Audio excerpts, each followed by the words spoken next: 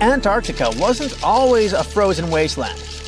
A long time ago, it was full of life, and 56 million years ago, something terrifying stalked its jungles. A giant, flesh-eating bird. It was around 6 feet tall and weighed as much as a lion. For millions of years, nothing could challenge it, so why did it disappear? And could there be even bigger predators still hidden beneath the ice? Paleontologists found 2 massive claw bones in Antarctica, sharp, curved, and powerful, belonging to this bird. They were dug up from the Epresian-aged rocks of Seymour Island, which means they're around 40 to 50 million years old. Their shape left no doubt. These were the so-called terror birds. Their scientific name is Forus raceti, some of the most fearsome predators to ever walk the earth. They were flightless and didn't even need wings. Instead, they could sprint at breakneck speeds, like ostriches from a nightmare. For millions of years, these birds ruled South America. But now, for the first time, their presence has been confirmed in Antarctica. No surprise here. Back then, South America and Antarctica were still connected, allowing animals to easily commute between continents. So these birds probably migrated south to adapt to life on Antarctica's prehistoric landmass. It didn't just survive here, it thrived. But at some point, this nightmare of an animal vanished. Why? Most likely because of the temperature changes. Antarctica was cooling, slowly turning into the frozen wasteland we know today.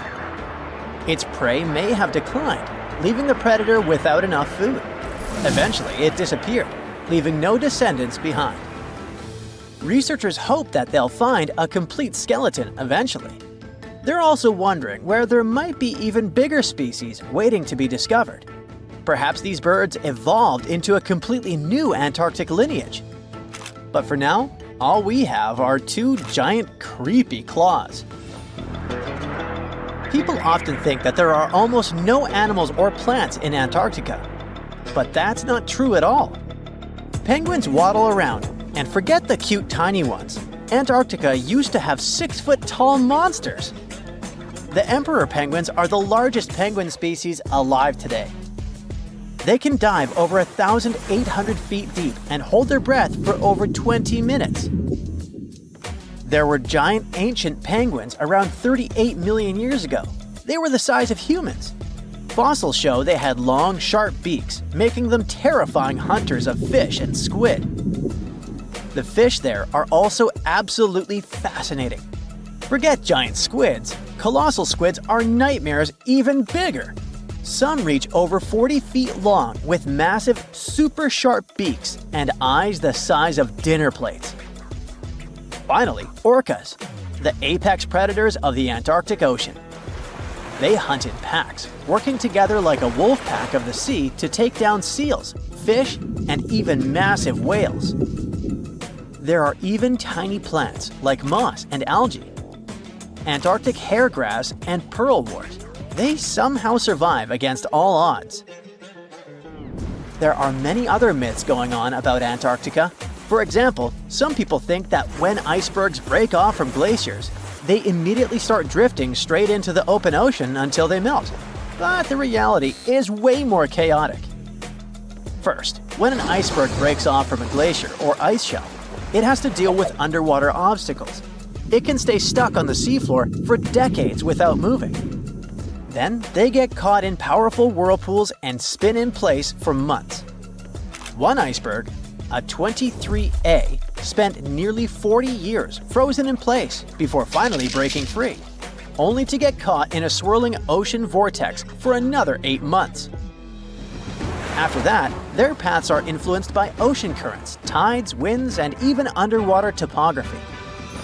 They don't just float freely. Their movements are full of literal, unexpected twists.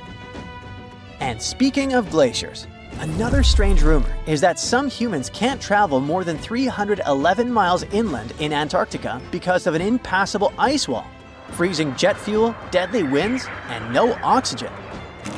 But this is completely false. Antarctica has been explored by planes, vehicles, and even scientists on foot. There's an entire research station sitting at the South Pole. People live there all year long. The ice wall is real, a massive ice cliff rising above the ocean. But that isn't some secret barrier, it's an ice shelf. These are thick slabs of ice that form when glaciers slowly flow off the land and spread over the ocean. Almost 3/4 of Antarctica's coastline is made up of them, but they don't form some giant ring around the world.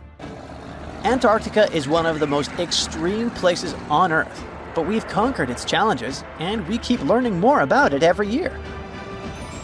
That's why every year, millions of dollars are poured into keeping research stations running, protecting wildlife, and making sure the people who live there have everything they need. But where does all this money go? Well, Antarctica stations are basically small cities. There's electricity, heating, water purification, food storage, and medical facilities. The biggest station, McMurdo, is basically a town with over 1,000 people in summer. It has everything from a fire station to a gym. The South Pole Station is super deep inland, so it's one of the hardest places to supply. Getting food and fuel there requires airplanes flying thousands of miles in extreme cold. But the internet loves a good mystery. When Google Maps revealed what looked like a massive doorway in Antarctica, conspiracy theorists went wild. People joked about everything from Bigfoot's vacation home to a secret base, or even a Star Trek spaceship hangar hidden in the ice. But there's a way simpler and less exciting explanation. It's actually a grounded iceberg, a chunk of ice that got stuck in shallow water and is now slowly melting. As ice moves across the landscape, it flows around bumps and obstacles, creating odd shapes. The process of melting, breaking apart, and refreezing can carve ice into unexpected forms. Antarctica also has incredibly strong downward-blowing winds that sculpt ice into dramatic formations over time. No secret doorway, unfortunately. And speaking of doors, for years, Ushuaia, Argentina, has been called the gateway to Antarctica, the last stop before the icy continent, the place where expeditions begin. But there's another option. Punta Arenas, Chile. Let's compare them. Ushuaia is closer to Antarctica. It's the top departure point for tourists going on cruises. But no regular flights to Antarctica. No major scientific bases operating from here. It's basically controlled by the military, which refuses to allow private flights, only commercially operated ships. Yes, Punta Arenas is further from Antarctica, but 22 countries and global organizations use it as their main base. There are regular flights to Antarctica happening there every year. Private airlines can actually operate here, making it the real air connection to Antarctica. Ushuaia may have the best location physically, but Punta Arenas actually runs the show. Argentina made a huge error in picking its Antarctic airbase. Instead of setting up a simple, accessible base at sea level, they built Marambio Base, very high, on rough terrain, completely impossible to reach by land. Everything has to be flown in by helicopter, making operations slow, expensive, and frustrating. For 50 years, Argentina stubbornly stuck to this bad decision, while Chile set up efficient, well-planned bases that the world now uses. If things don't change, Ushuaia will be nothing more than a tourist stop. But what's terrifying is that Antarctica seems to be returning to its past. It's supposed to be the coldest place on Earth, but something shocking happened just recently. For the first time in recorded history, temperatures in Antarctica broke 68 degrees Fahrenheit. This continent is buried under miles of ice. Usually, temperatures there can drop to minus 112 degrees. But in the winter of 2020, scientists recorded an insane 69 degrees on Seymour Island, hotter than many places in Europe at that time. Scientists believe there are several reasons for that. First, there are changes in the way heat moves around the planet's waters. Second, melting permafrost due to the planet warming. It looks like the climate is changing faster than expected. The Loch Ness Monster is actually not from Scotland. Turns out, this real-life creature lived in the freezing waters of Antarctica about 70 million years ago. In 2019, researchers discovered fossils of a huge, prehistoric marine reptile that looked a lot like what people described as Nessie. This beast was terrifying, measuring up to 36 feet long with a massive giraffe-like neck. It also weighed around 15 tons, which is about the size of 3 elephants. Next up on our list of huge animals is a penguin. I know penguins aren't exactly what you'd call big, but scientists have just found what they think might be the biggest penguin ever, the Kumimamu fordyce. It's believed that these giant birds were hanging around New Zealand about 55 million years ago, and they were huge, weighing over 330 pounds.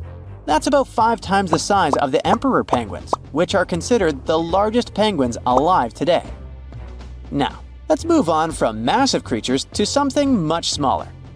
Meet B. manfredschmidti, a great ape that lived around 12 million years ago in what is now Germany. This creature is very special, as it's the tiniest great ape ever discovered. And when I say tiny, I really mean it. These ancient animals only weighed about 22 pounds. They were basically no bigger than a super chunky cat.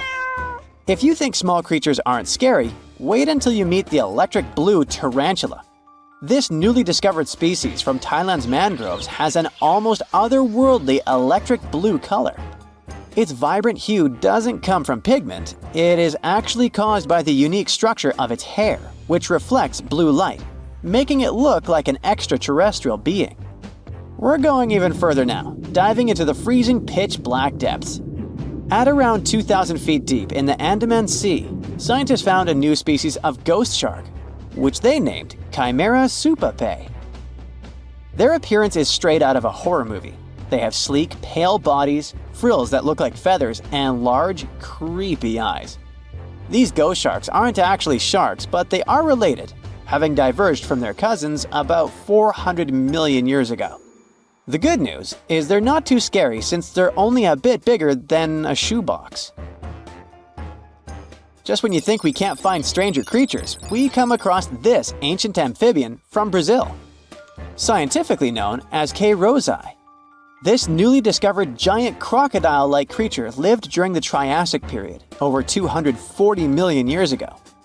At nearly 10 feet long, it had a powerful jaw, resembling the modern-day alligator. This beast was definitely a survivor since it adapted to the most severe conditions ever seen on the planet. Last year, scientists were tracking the dense Amazon rainforest at night when they found some quirky orange spiders that looked like they were wearing black boots. The team soon discovered it was a new type of giant crab spider. And no, they don't look like crabs at all. They only got their name because, while perched on plants, these spiders spread their legs out to the sides, just like crabs. Do you know that some new species are named after celebrities? Hollywood icon Harrison Ford now has his very own snake, for example. Discovered in Peru, T. Harrison Fordy honors the actor famous for his role as Indiana Jones, an archaeologist with a notorious fear of snakes. Unlike the film's menacing serpents, this new snake species is quite modest in size, measuring about 16 inches long. We also have the Rampholion princei, a small new species of pygmy chameleon from Tanzania that was named after US rapper and poet Prince Iya. He received this honor because of his work raising awareness about global environmental issues. Another celebrity namesake is DiCaprio's snail-eating snake, which hangs out in the shrubs of Panama's forests. This S. irmelindi caprioi is about 15 inches long and spends its nights on palm fronds looking for snails and slugs. Its round eyes look like glowing coals that can be a bit scary, but overall, the creature is super chill. Even when it feels threatened, it doesn't bite. It just coils up around its head and gives off a really bad smell. Now something a bit more sinister. Meet Venomius tomhardii. Does that name ring a bell? Exactly. This new species of spider was named after Tom Hardy's portrayal of the infamous Marvel character Venom. And all because the black spots on the spider's abdomen reminded researchers of the famous anti-hero. Most spiders of this species were found in Australia at night, sitting in their elaborate webs in forested areas near the coast. When disturbed, these creepy crawlers often hide in silk-lined hollows in tree branches. We've also got something for the Lord of the Rings fans. In the vast and warm waters of the Amazon River, scientists have just discovered a new species of pacu. This fish is a relative of the terrifying piranha, with a plant-based diet and human-like teeth. It was named Myloplus sauron because of a bold vertical black mark on its side, which reminded researchers of the fiery eye symbol of the villain Sauron from Tolkien's epic saga. Wait, is that a tanned capybara or a wild dog? Well, actually, it's neither. This is a newly discovered dwarf deer. This tiny creature, about the size of a basset hound, scurries through the forests of Peru. The combo of large eyes, stocky body, and short legs makes this animal simply adorable. This cute little deer is the complete opposite of what we've got coming up next. This bizarre-looking creature is what we believe the beast of 5 teeth might have looked like. Its fossils, found in Chilean Patagonia, showed that it lived during the age of dinosaurs, about 72 million years ago. This finding is just another piece of evidence that mammals had been roaming around that part of South America much earlier than we thought. Moving from the forests of South America to the deserts of Australia, we come across a sand dragon lizard, known scientifically as Cteniferus tayacalpa. With its sandy color and long, lean body, this lizard looks like it could star in a Dune movie. Discovered last year, this sand dragon lizard blends in perfectly with the hot sands of the Great Victoria Desert in southern Australia.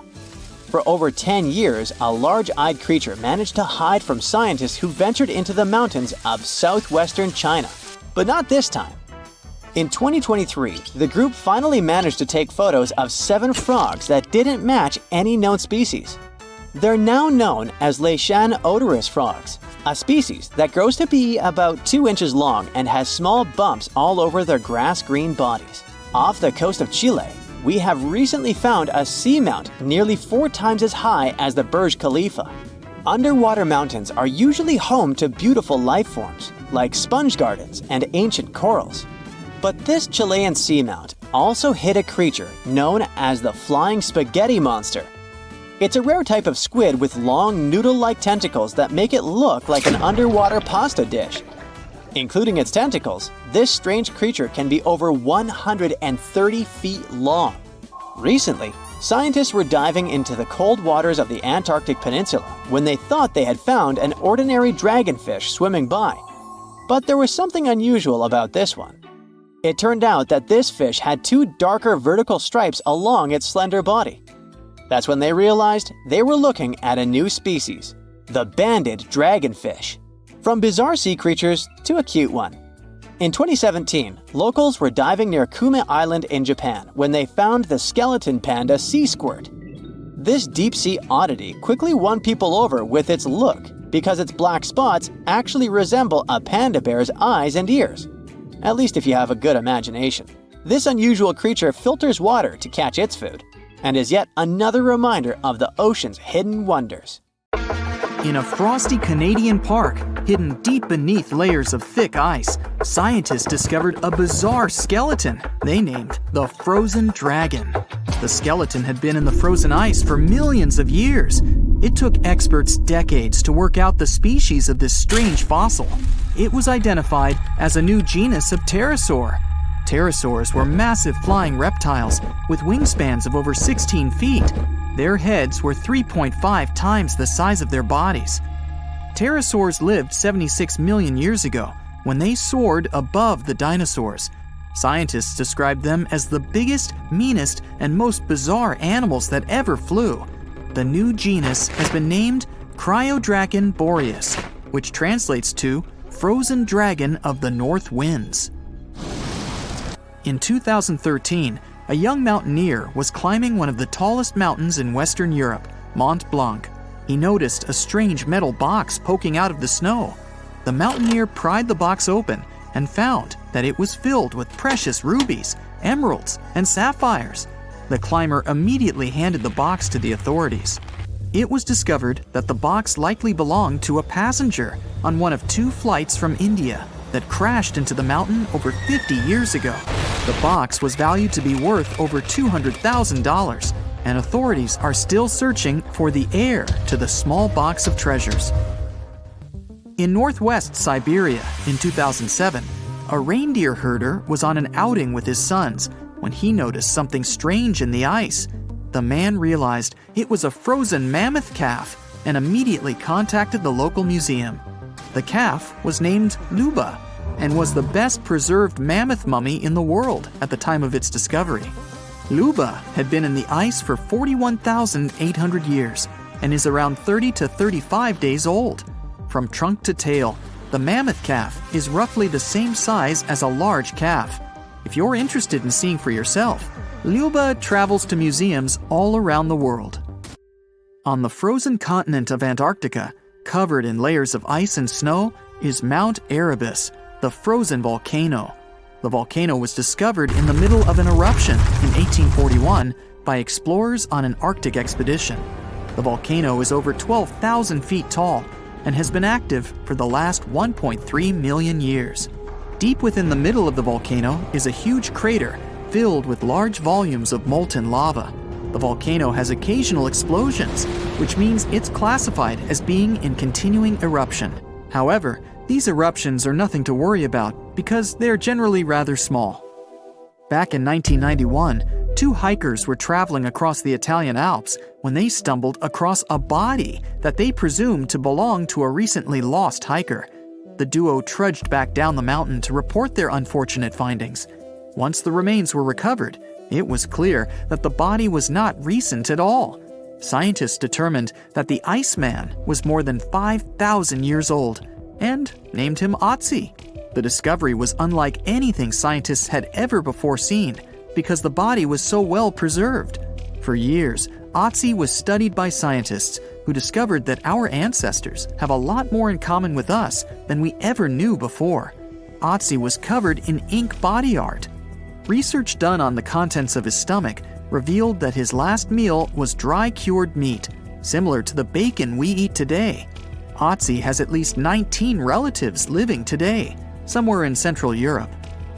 Scientists were researching ancient squirrel burrows in Siberia when they came across something interesting. One of the squirrels had hidden away precious seeds deep beneath the ground. The seeds had been encased in ice for 32,000 years. The seeds were for the flower Silene stenophilia, which had long since gone extinct. Amazingly, scientists were able to recover plant tissue from inside the seeds and grow an entire crop of flowers. They've since reintroduced the previously extinct flower to natural habitats all across the world. In 1930, a team of Norwegian scientists sailed around the Arctic Ocean, conducting research on the seas and glaciers. They reached White Island, a dangerous and icy land no human had set foot on before, or so they thought. The scientists were shocked to discover the tip of a small boat sticking out of the snow.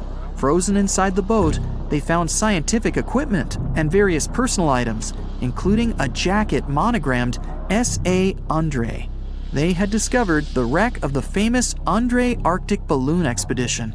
In 1897, Swedish explorers, led by Andre, attempted to travel to the North Pole by hydrogen balloon. No one had ever heard from them ever again. People only found out what happened to them when the wreck was discovered 33 years later.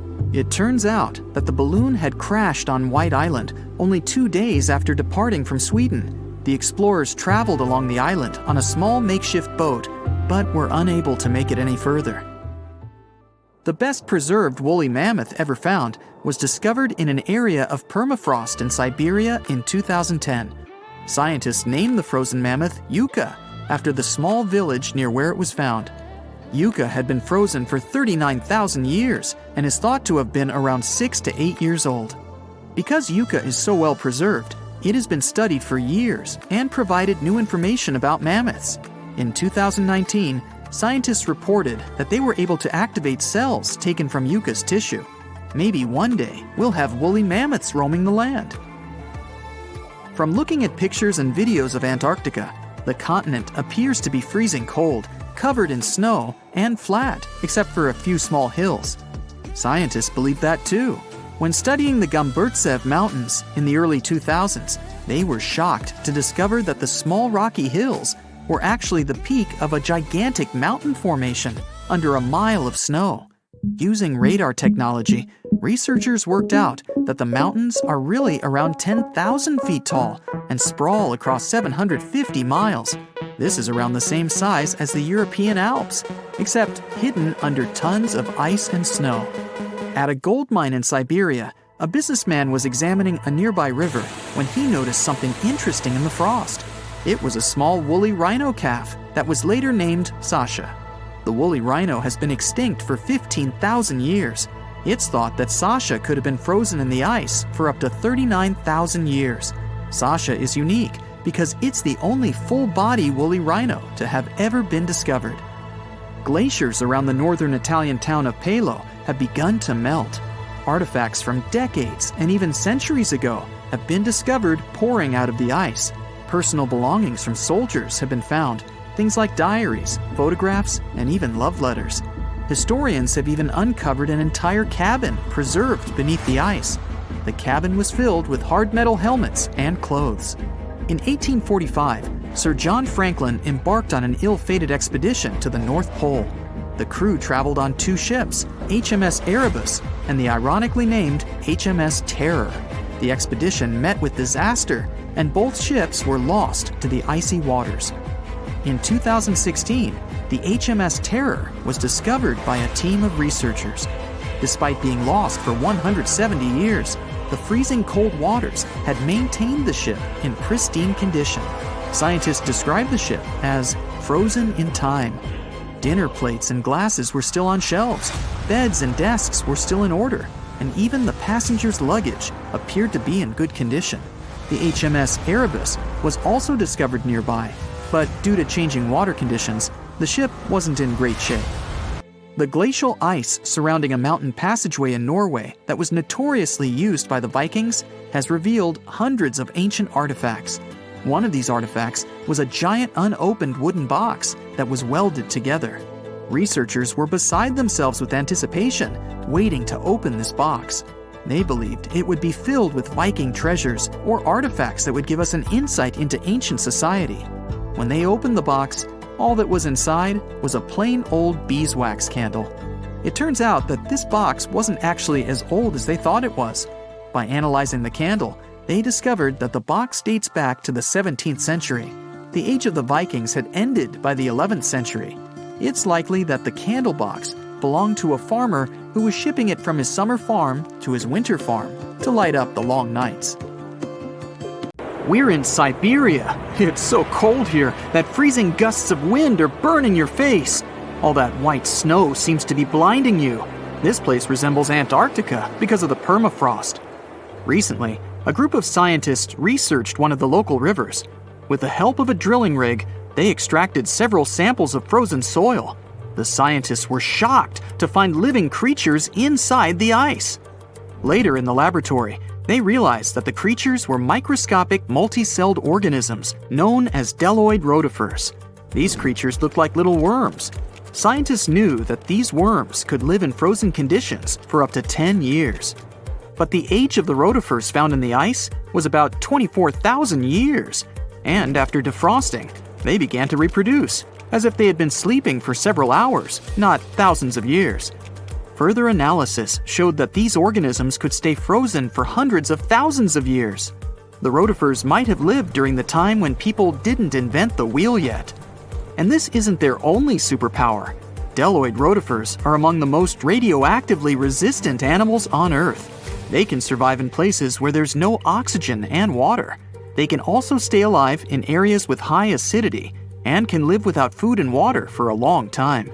By the way, these are not the only creatures that are known for living for thousands of years. Particular types of moss and some microorganisms are also almost immortal. Nematodes, also called roundworms, are some of the most adaptive varieties of worms in the world. Imagine the Eiffel Tower standing tall and proud. And now, let's make it 10 times higher and place it underground. Exactly at this depth, many thousands of feet under the surface, scientists discovered these creatures. There's no sunlight and almost no air in this place, and since it's much closer to Earth's core than the surface of our planet, the temperature here is higher than in the middle of the hottest desert. Millions of tons of soil above create insane pressure, but all this couldn't prevent life from developing here.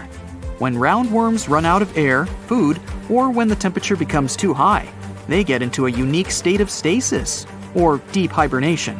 In this mode, the worm's metabolism slows down, and almost all the processes in their bodies stop. The creatures can sleep for a very long time and only wake up when the environment becomes more livable. By the way, you don't have to go so deep underground to find these creatures. Nematodes are found all over the world. They can live in hot springs, deserts, high in the mountains, among the harsh ices of Antarctica, or inside animals and humans. Our next invulnerable creatures are tardigrades, also known as water bears. These are microscopic, eight-legged invertebrates closely related to arthropods. It's impossible to see them with the unaided eye. But a conventional microscope will allow you to see tardigrades in detail. They look like minuscule bears. They're called water bears because they need a thin layer of water around their bodies at all times. It's necessary to prevent dehydration. Tardigrades have been found in all kinds of environments, from ocean depths to sand dunes. They're incredibly robust thanks to their unique organism structure. Yeah, they look soft, but their body is covered with a tough cuticle. This coating resembles the exoskeletons of grasshoppers, mantises, and many other insects. Water bears shed their old layer of the cuticle when they need to grow. Each of their 8 legs has 4 to 6 claws, which helps them cling to any surface. The bears can survive at a temperature that's almost 3 times as cold as the temperature in the ice of Antarctica. Heat doesn't harm them either. They have been proved to survive at the temperature that makes water boil. Also, water bears are not afraid of radiation and high pressure.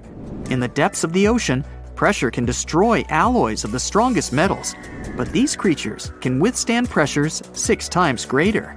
But the coolest thing is that they can live in the vacuum of space. Our planet has a magnetic field. This is a shield that protects us from solar radiation. Tardigrades don't need this protection. They can go into near-Earth orbit and come back unharmed, all thanks to a protein protecting their DNA from ionizing radiation. Like other immortal organisms, water bears can fall into a state of cryptobiosis. Tardigrades pull their head and legs inside their bodies and fall asleep. If the surrounding conditions suggest freezing, drying out, or experiencing a lack of oxygen, they will remain in this barrel form until the situation improves. So those are microscopic organisms and microbes that can only be seen through a microscope. But how about something bigger? Meet ironclad beetles.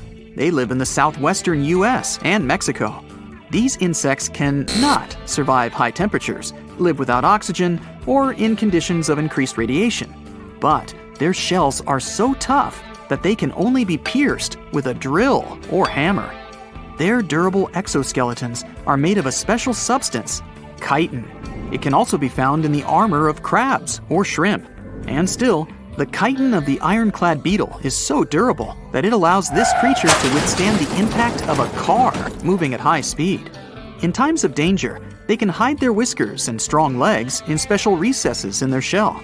Other animals can't bite through the armor, so they spit the beetle out and leave to look for lunch somewhere else. As soon as the danger disappears, the bug stretches out its legs again and goes about its business.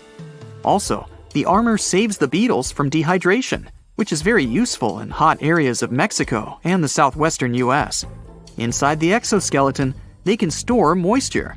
In other words, these bugs can absorb water whenever they find it and transport this liquid inside themselves. The next creatures are incredibly fragile, but they know how to survive in places where almost no other animals can live. We're going to the southeast of Romania, near the Black Sea. Here, on a desolate wide plain, you can notice a pit. This is a mine leading deep underground. The air on the surface of our planet usually contains around 20% oxygen, but in the mine, it's only 10%. Inside the cave, the air also has an increased content of hydrogen sulfide and carbon dioxide.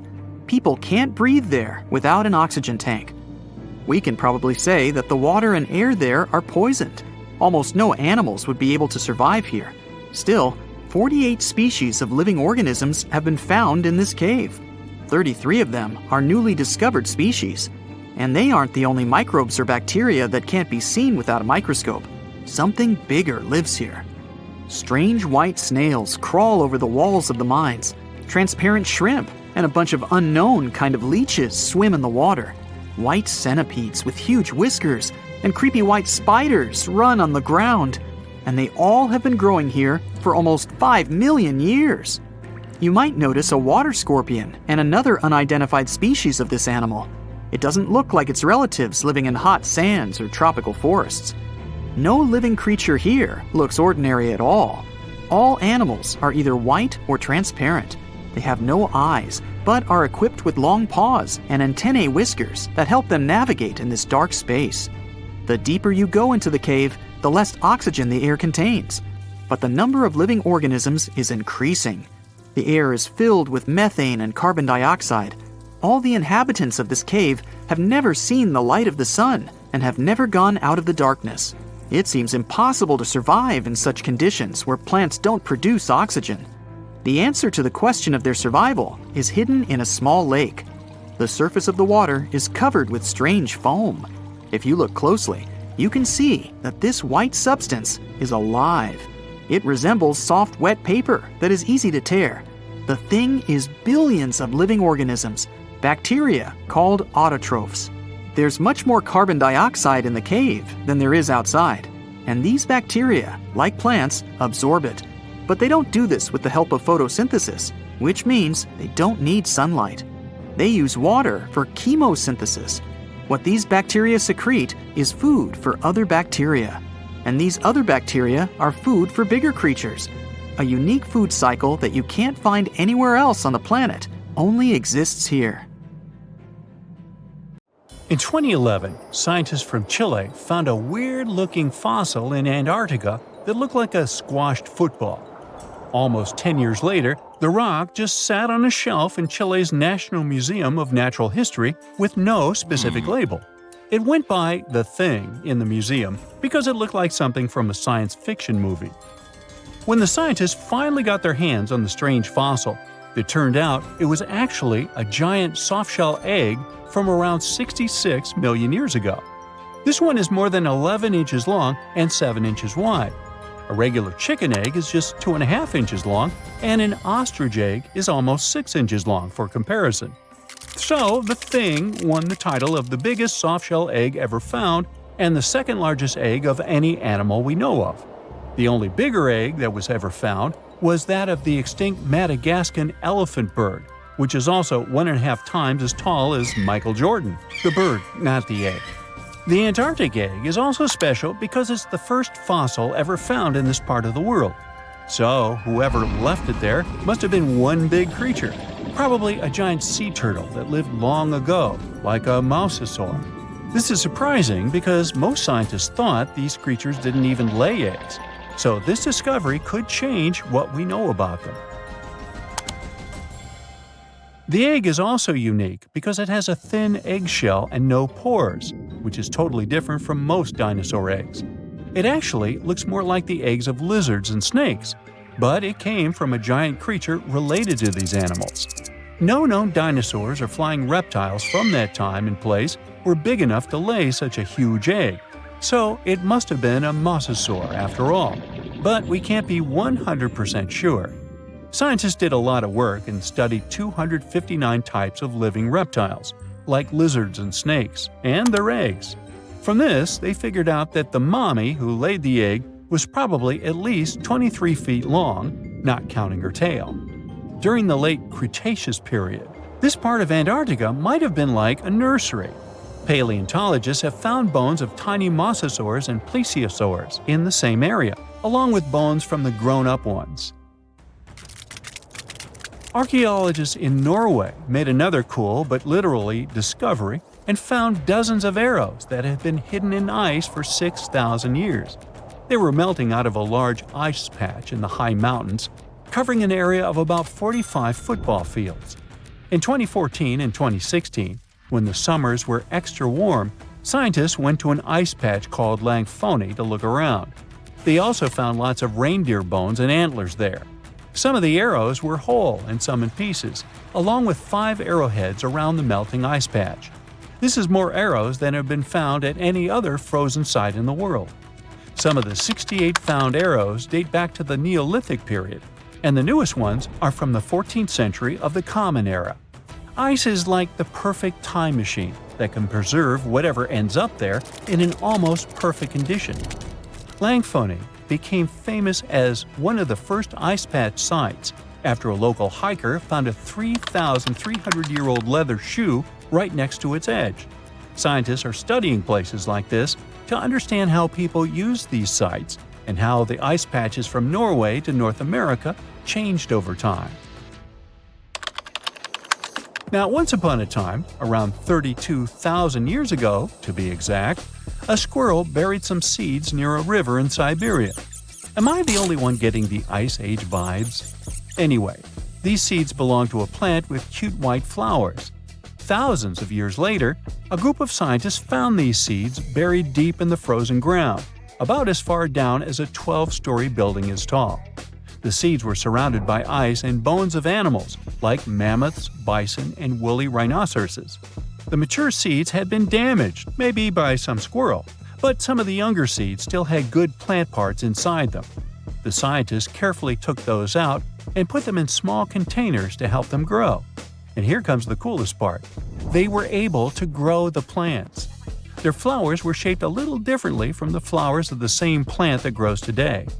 After a year, the Ice Age plant even made new seeds.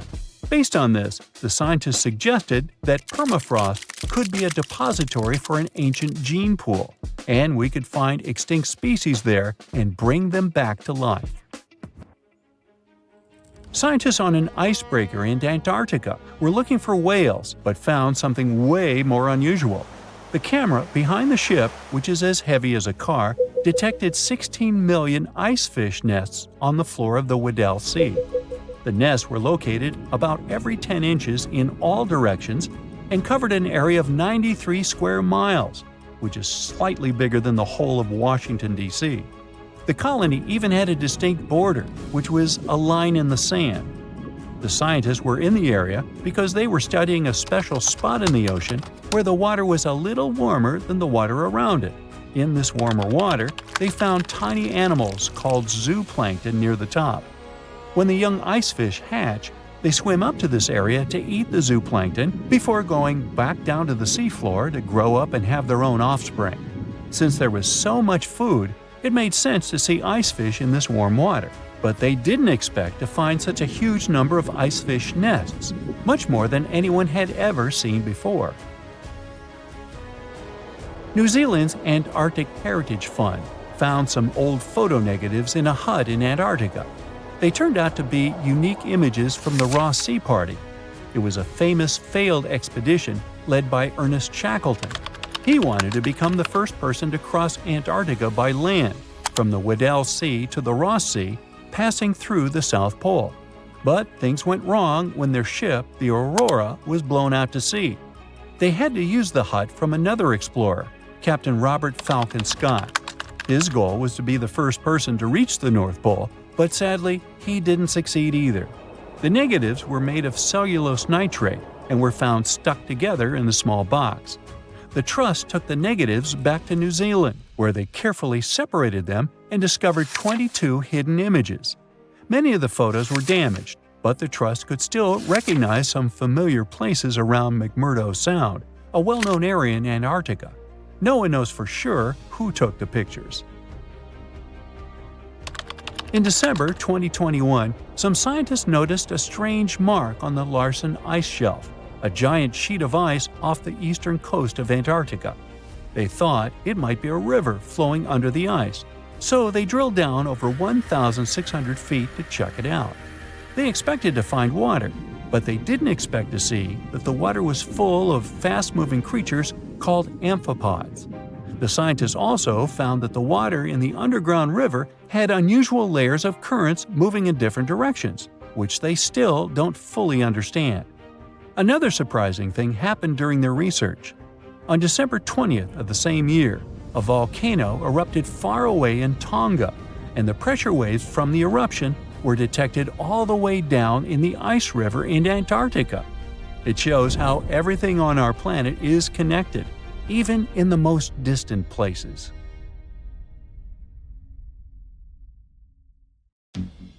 So what comes to your mind when you hear the word Antarctica?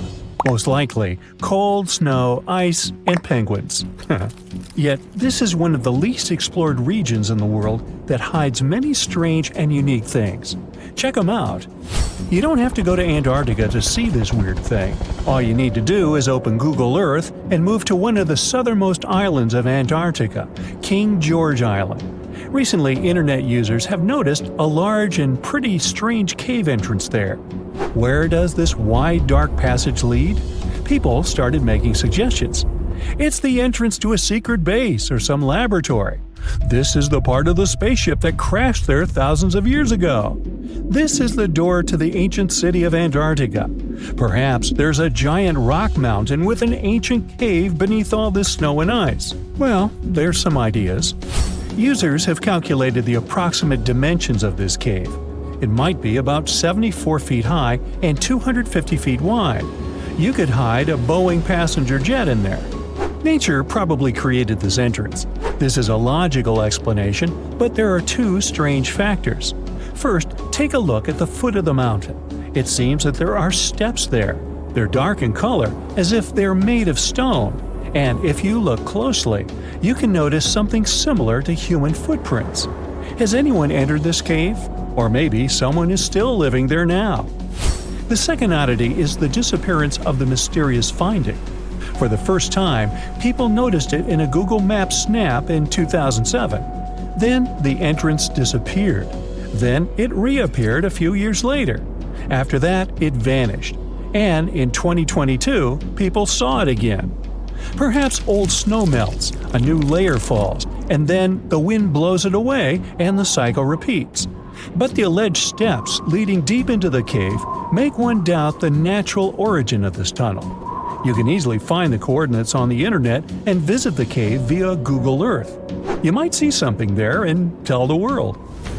There's another strange thing people discovered with the help of Google Earth.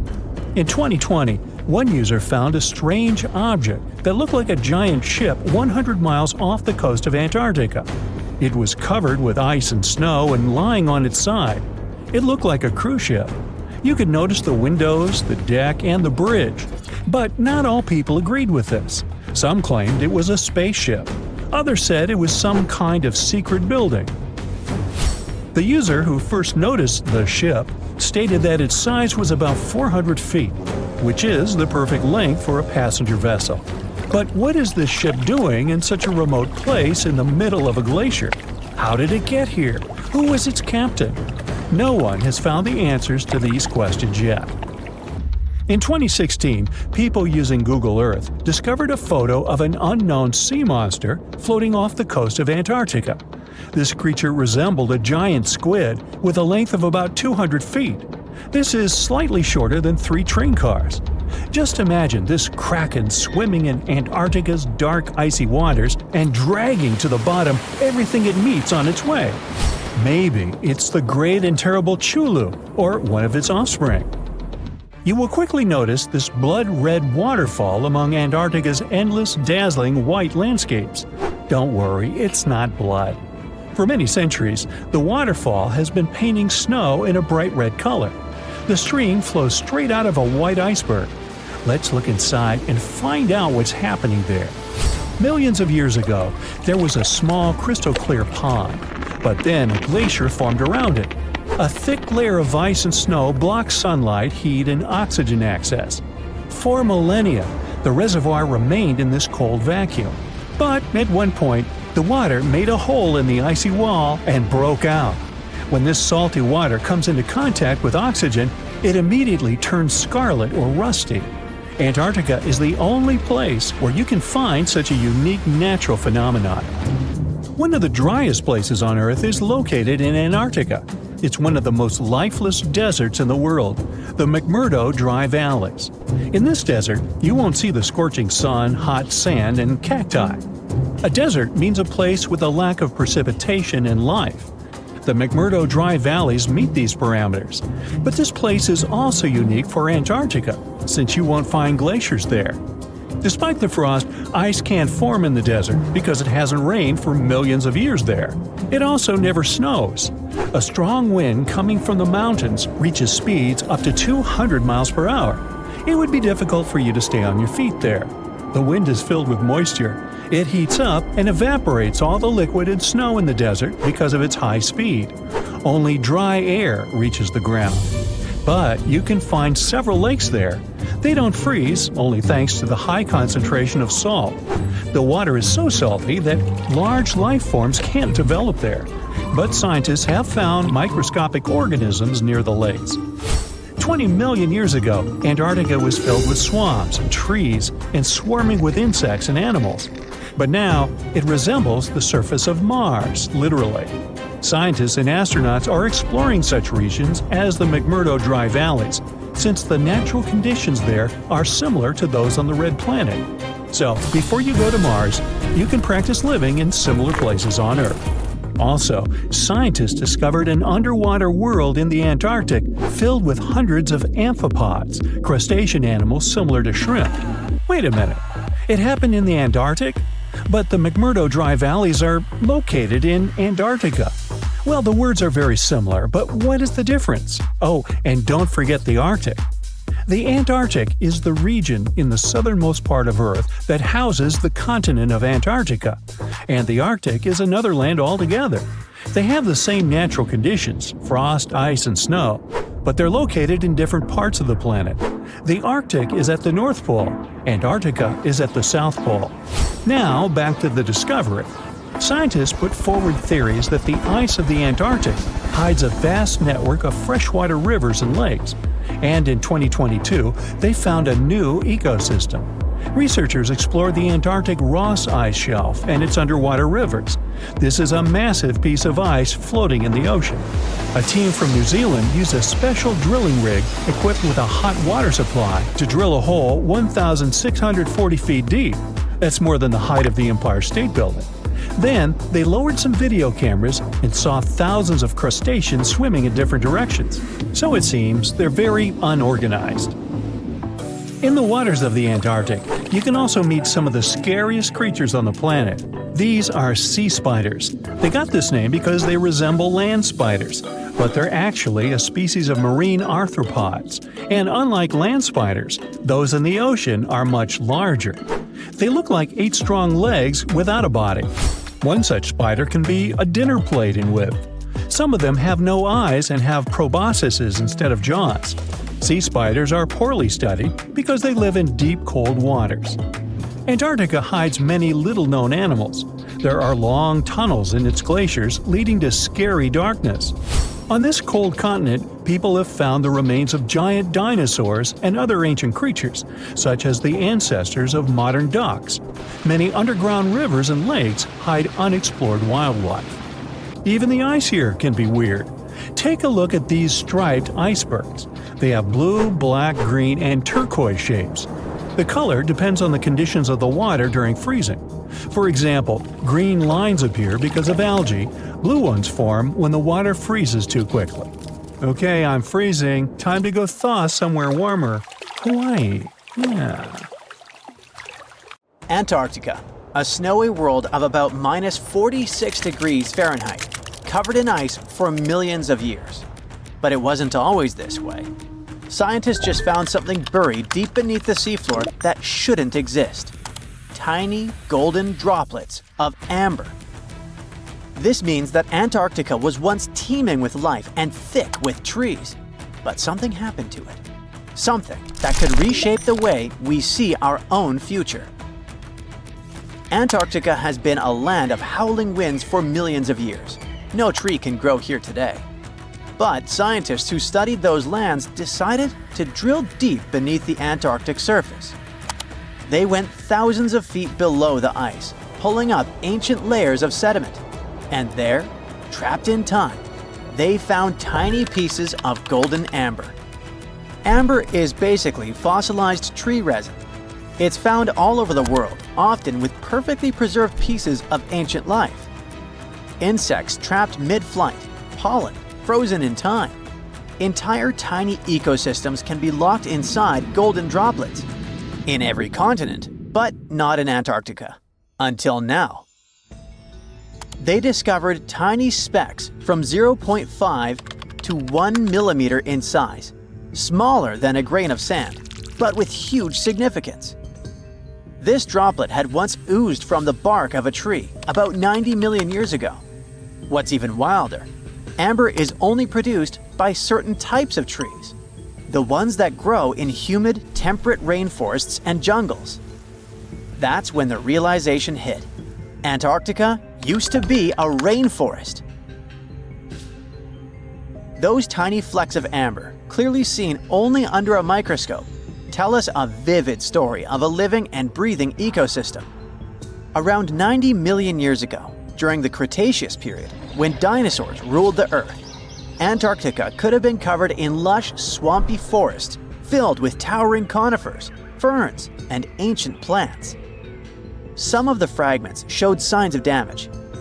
That means the trees that produced them had been injured, perhaps by wildfires or parasites. Though despite that, and despite the fact it spent millions of years on the seafloor, this amber was almost perfectly preserved. Solid, transparent, and free of cracks. Normally, amber buried under extreme pressure and heat just crashes over time. But this piece, it survived. That means other pieces could survive as well, and we might find more of them on the ocean floor. But this wasn't the first sign that Antarctica had once been a different place entirely. It started in 2017. A team of scientists drilled deep into the seabed near Pine Island Glacier on Antarctica's west coast. They pulled up sediment cores, long cylindrical samples of Earth that had been buried for millions of years. And it was insane. Inside these layers they found fossilized roots, pollen, spores, traces of an ancient forest that had once thrived here.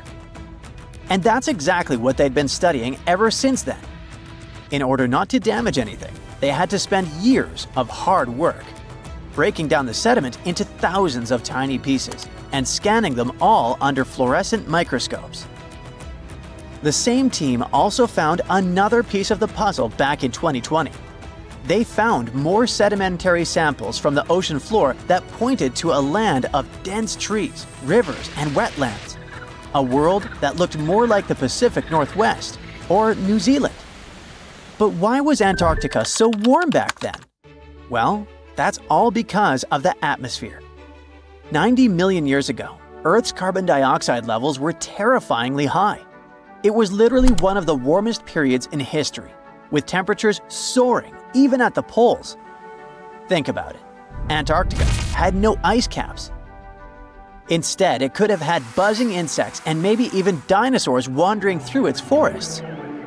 But in order to learn what happened to them, the team has to find more evidence. Antarctica really is a place full of mysteries. It's hard to study because it's covered in snow and ice so much that we don't even know its true shape and size. Some parts of the ice sheet are over 3 miles thick, half the depth of the Mariana Trench, the deepest trench on Earth. Luckily, snow has a great quality. It can freeze things in time perfectly. Layer by layer, year after year, it buries nature's past like a time capsule. Luckily, snow has a great quality. It can freeze things in time perfectly. Layer by layer, year after year, it buries nature's past like a time capsule. At first, fresh snow is soft and shifts easily in the wind, full of air. But as more snow piles on top, it compresses, squeezing out the air pockets and hardening into dense ice. This freezing pressure locks everything inside. It traps ancient plants, animals, and even entire landscapes. And they literally get frozen in time, because the extreme cold slows down decay. It stops bacteria growth, preventing rot, and keeping things almost perfectly intact for thousands, sometimes even millions of years. That's exactly what's going on in Antarctica. Scientists have to literally scan it all the way down this snow in order to find what this place looked like millions of years ago. What they found is an entire lost world buried under miles of ice. It was beneath the thickest ice of East Antarctica, near the Aurora and Schmidt subglacial basins. The weight of the ice has been so immense for so long that it actually protected the land from erosion. Scientists call it the ghost of Antarctica's landscape, and it's nothing like the smooth, flat wasteland seen from above. They found rivers that once flowed freely, now frozen in place, valleys carved by water, even 3 massive, sharply peaked hills. But what are they? To understand that, we need to go even further back in time, to the era when Antarctica was still part of a lost supercontinent. Hundreds of millions of years ago, the land we now call Antarctica was part of Gondwana, an enormous supercontinent that included South America, Africa, India, Australia, and Antarctica all fused together. But as Earth's tectonic plates slowly drifted apart, Gondwana broke into pieces. Antarctica was ripped apart, its land stretched and fractured. The massive ice sheets that formed later covered these broken landmasses, preserving them like frozen fossils. As the ice shifted and melted over time, valleys formed, and ancient rivers likely carried water toward a coast that was hundreds of miles away from where it is now. But that's not the only thing Antarctica has hidden. If you stripped away the ice, you wouldn't see a smooth, empty continent. You'd see a super dramatic landscape, towering mountains, deep valleys, even fiery volcanoes. In West Antarctica, at least 138 volcanoes are buried under the ice. One of them, Mount Erebus, is still active. And inside, it has warm volcanic caves where you could walk in a t-shirt. Oh, and if it wasn't weird enough, Erebus is also spewing out gold. Yep, the actual tiny specks of gold from deep within the Earth. Scientists believe this happens because magma, the superheated semi-molten rock beneath the Earth's surface, carries liquid gold with it as it rises. Every single day, Erebus releases about 0.2 pounds of it. That's worth around $6,000 per day. In a year, that adds up to 64 pounds, or more than $2 million, floating into the sky. Unfortunately, before we grab shovels, we gotta remember that those are just microscopic particles. They're often smaller than 60 micrometers, thinner than a human hair. Not even mentioning that they're scattered around up to 620 miles away from the volcano itself. Finding them is nearly impossible. But that just shows that even in such a harsh place that looks just like a white desert, there are still many fascinating mysteries to discover. For example, somehow, life still clings there. In 2017, scientists drilled deep beneath the ice of the Ross Ice Shelf looking for water, but they found something fantastic instead. A river hidden beneath 1,640 feet of ice, running through the dark. And inside it, hundreds of tiny shrimp-like creatures. They swarmed around the camera, blocking the lens, welcoming the scientists. In deep caves beneath the ice, DNA evidence has also shown traces of moss, algae, and possibly even unknown tiny animals. So, turns out, even in one of the harshest places on Earth, life finds a way. And who knows what else we'll discover in the South Pole?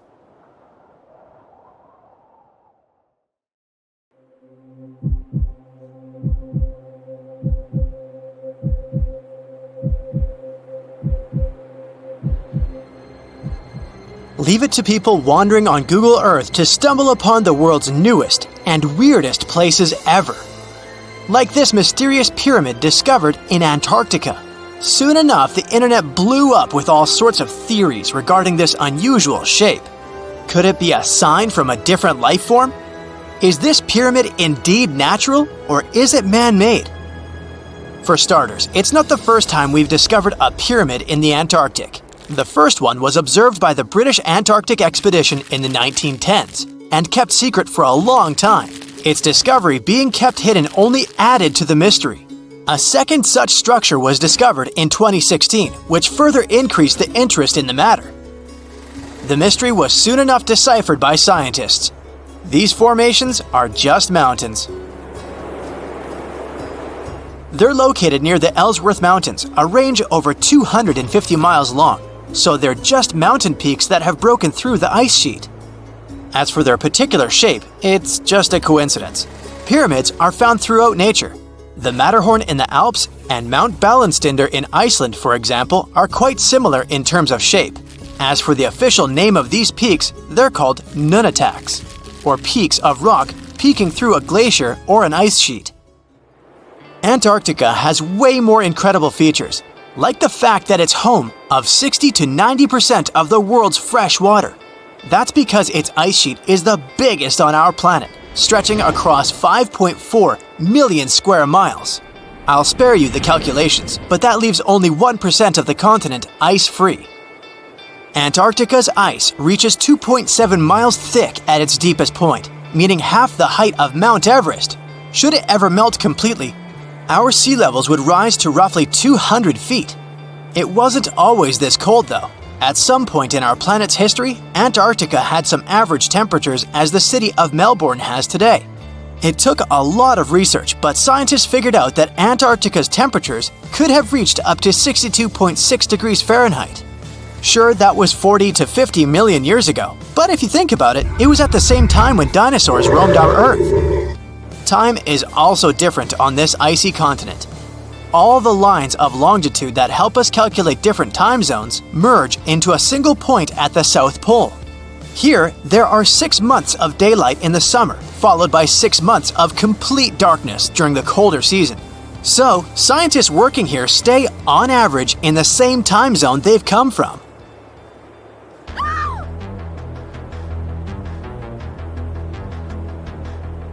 The Blood Falls aren't a chapter of a thriller movie.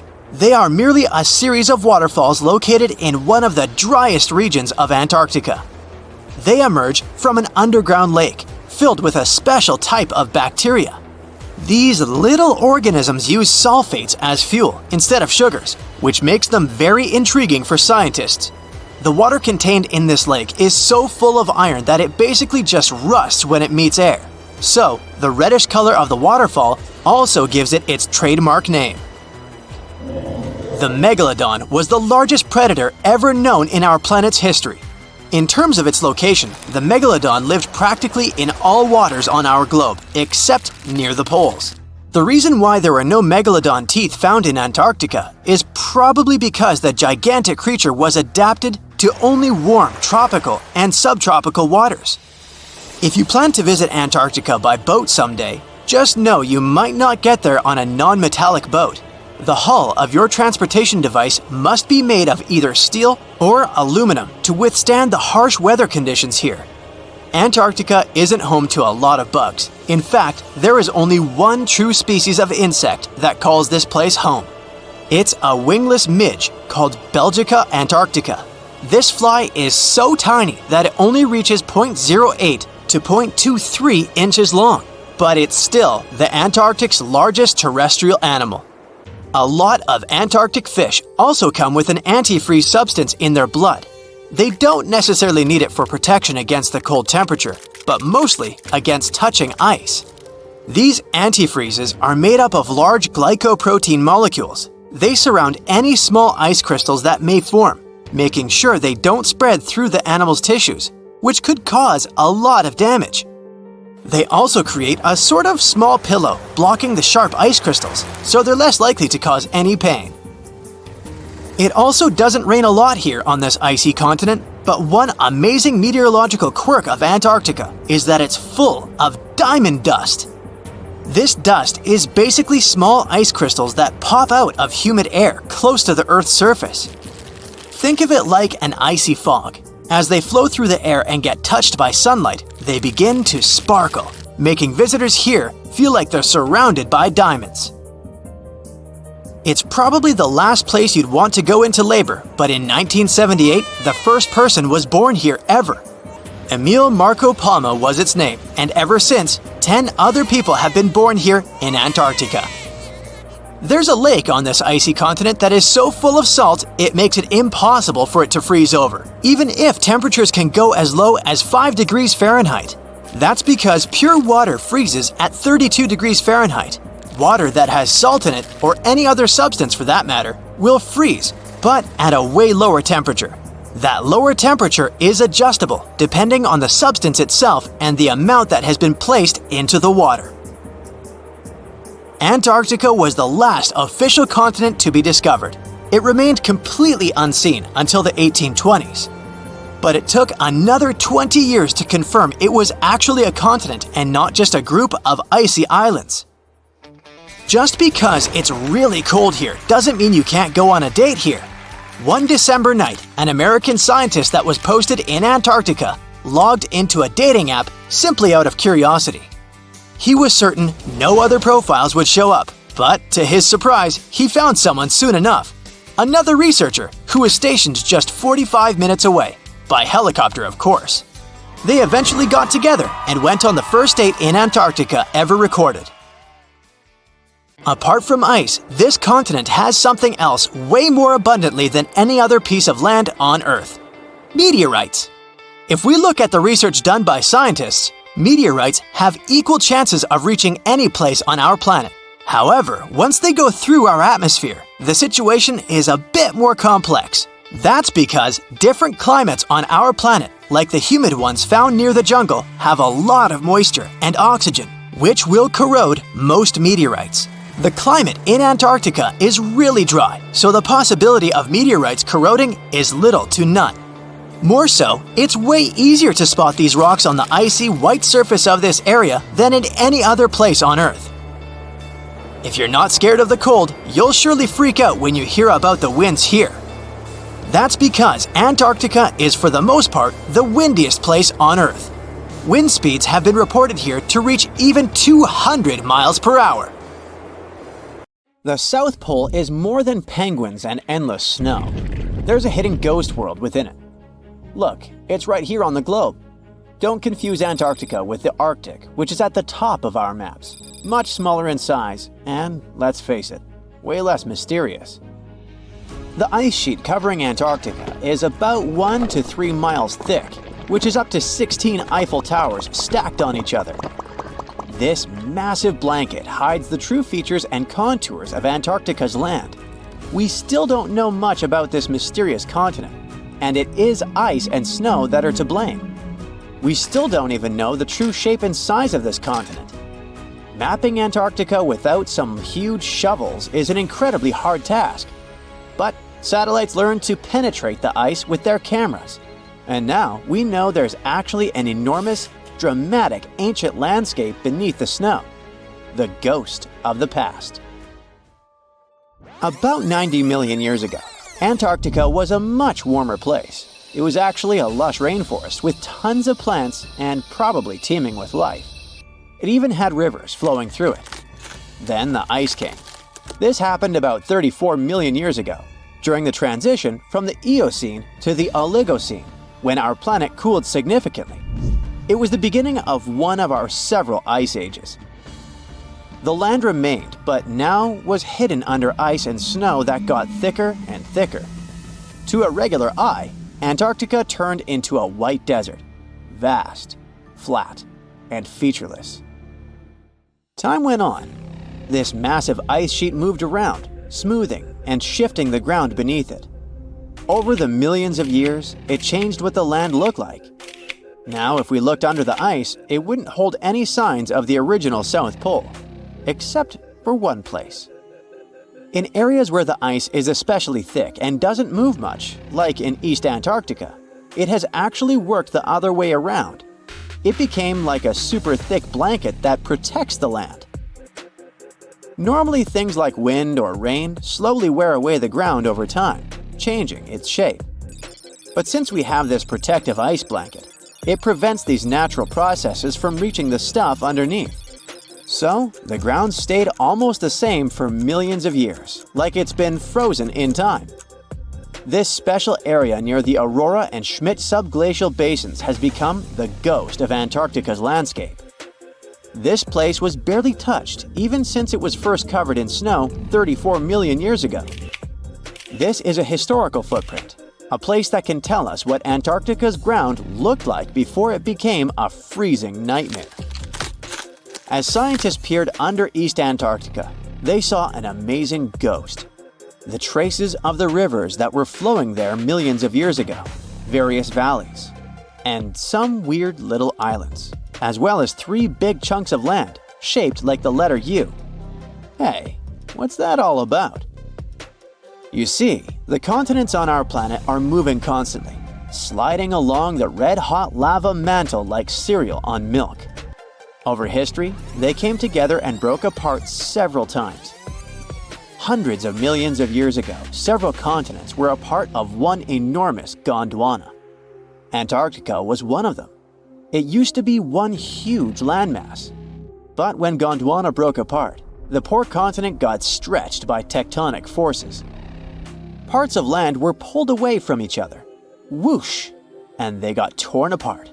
And that's how we got these big chunks or blocks of land under thick layers of ice. In any case, scientists now want to explore this ghost a bit more. But to study it deeply, they need to actually drill down through the ice, like using a straw to get to the bottom of a thick shake. This will help them pick up some rocks and dirt from way below to learn more about the Earth's history and climate. Antarctica is the 5th largest continent in the world, approximately bigger than the entirety of Europe or Australia, competing with the entire South America in size. Aside from East Antarctica, we discussed there are several more regions: Antarctica Peninsula, South Pole, West Antarctica, and the Ross Sea. The continent is basically a frozen sandbox, and all its hidden, mysterious landscape is actually less explored than Mars's terrain. We only know for sure that without ice, it wouldn't just be flat and empty, but an entire world full of big mountains, huge canyons, and even fiery volcanoes. Some of these volcanoes are so huge that they peak above the layers of snow. In West Antarctica alone, there are at least 138 volcanoes, though only about 8 or 9 are active today. One of the craziest ones is Mount Erebus, the southernmost volcano and the tallest one on the continent, about 12,500 feet high. And deep beneath the ice sheet, this guy hosts incredible, beautiful subvolcanic caves. The temperatures there are warm enough for t-shirts. The Antarctic Peninsula, or Lesser Antarctica, looks like a bunch of mountainous islands deeply underground. It has newer volcanic rocks that are part of the Pacific Ring of Fire, which is like a giant circle of volcanoes and earthquake zones around the Pacific Ocean. The Greater Antarctica is a huge part, almost as big as Australia. It consists of East Antarctica and the South Pole. Beneath the ice, it's a place of rocks that have been around for a very, very long time, including the special zone we mentioned. You probably know that Antarctica is nearly devoid of humans. No wonder, with a mean temperature of about -46 degrees Fahrenheit. But even though this place is horrifyingly cold and deserted, life still clings on. You guessed it, in the underworld. In 2017, scientists found DNA traces of algae, moss, and even possibly unknown small animals in the deep caves. That means that even in such crazy conditions, there are still unique ecosystems thriving in little isolated warm pockets beneath the snow. There was another incredible find beneath Antarctica's Ross Ice Shelf, a lively ecosystem vibing within an underground river.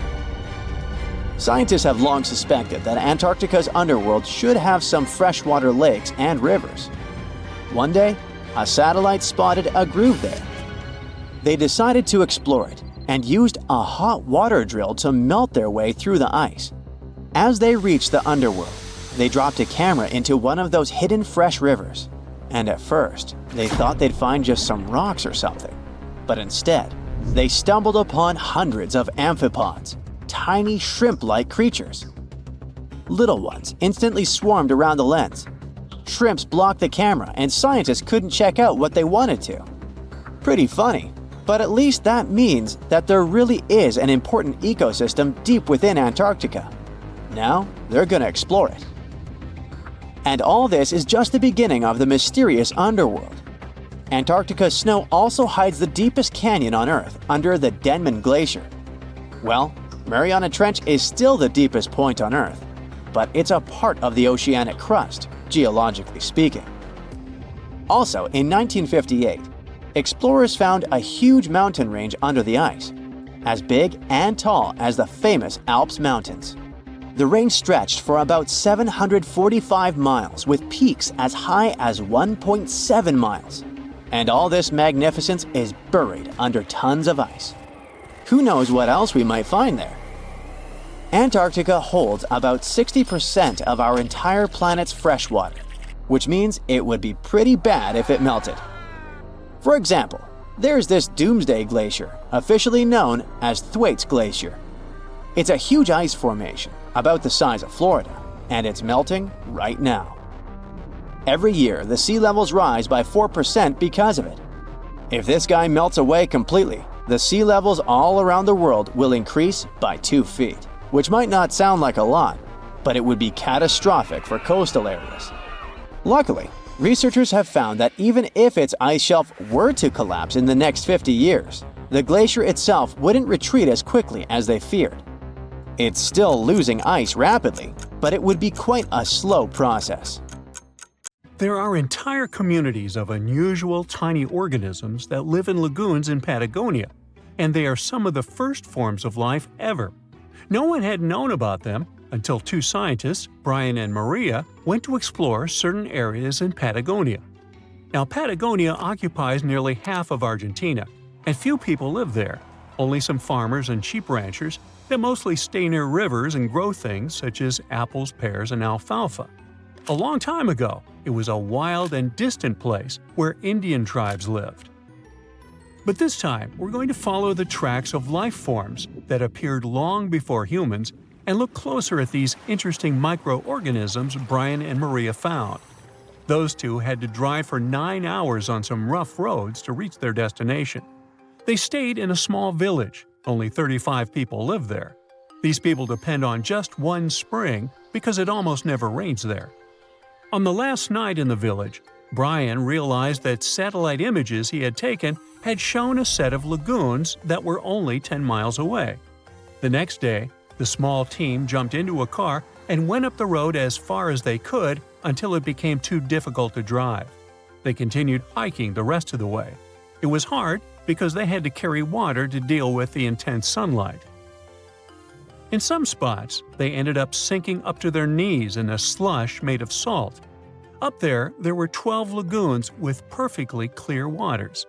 The place itself didn't offer much except for very acidic and salty water and intense direct sunlight.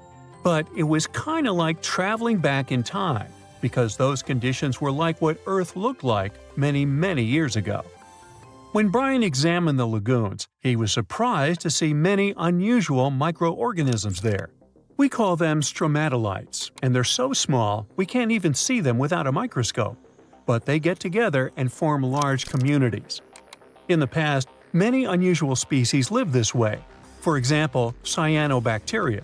They were important back in their time because they produced oxygen. Earth, in its initial stages, didn't have much of this gas in its atmosphere. The first stromatolites might have been formed by diverse types of bacteria that didn't necessarily produce any oxygen, but were just living their peaceful life there. They formed layers, piling on top of one another, so that at least some of them could get a bit of sunlight. They used sand and sticky liquids to stay close together. Brian was also incredibly surprised because those were the biggest living stromatolites he had ever seen. Living stromatolites usually grow to be over 3.3 feet high, but the newly found ones were 15 feet wide and a few feet tall, which is giant compared to those living in other places. And fossilized ones were even larger. A long time ago, they could grow bigger than today because there weren't many other species that could eat or harm them. Also, there are many other organisms today that can grow faster and more massive than them and take up their space. That's why stromatolites can only survive in rare places where hardly anything else can live, like in these very salty lagoons located high above sea level in Punta de Atacama. The stromatolites found there are the most famous ones because they might be some of the best examples of the earliest life on our planet. But they're not actually the first form of life on Earth. The oldest of their fossils are 3.5 billion years old, while some other evidence we have tells us that life on our planet appeared around 4.1 billion years ago. Maybe some stromatolites lived back then as well. But Earth has changed a lot since then, and the places where they might have lived haven't survived. Now, all this may not seem like a lot at first glance, because no one has found an exotic and weird beast our world has never seen. But these are notable examples of what searching for life somewhere else in the universe might look like. Scientists who are interested in studying Mars often come to this place, since it might be similar to what the red planet looked like an exceptionally long time ago. If there were fossils hidden in the ancient rocks on Mars, they might look like these stromatolites. Another faraway land has revealed some of its secrets. It's Antarctica, with an ancient lost world found under its ice. Antarctica hasn't always been this frosty, isolated land of snow and ice sheets. Once it used to be part of the Gondwana supercontinent, together with what is now South America, Africa, Australia, the Arabian Peninsula, and the Indian subcontinent. But at some point, it split off and went to build a life on its own. It formed as other landmasses started to move away, which created its coastline. But Antarctica was different in many other ways back then too. It used to be a land covered in magnificent forests and rivers full of life. Scientists use radar and satellites to explore a mysterious world hidden under the ice there. This ancient land, which is close to the Indian Ocean, is as big as the U.S. state of Maryland or Belgium.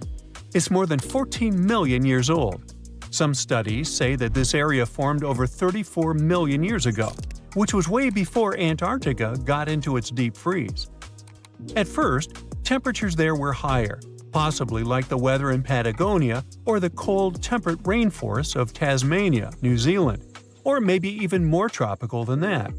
But as the climate became cooler, small glaciers started forming on hills close to the rivers.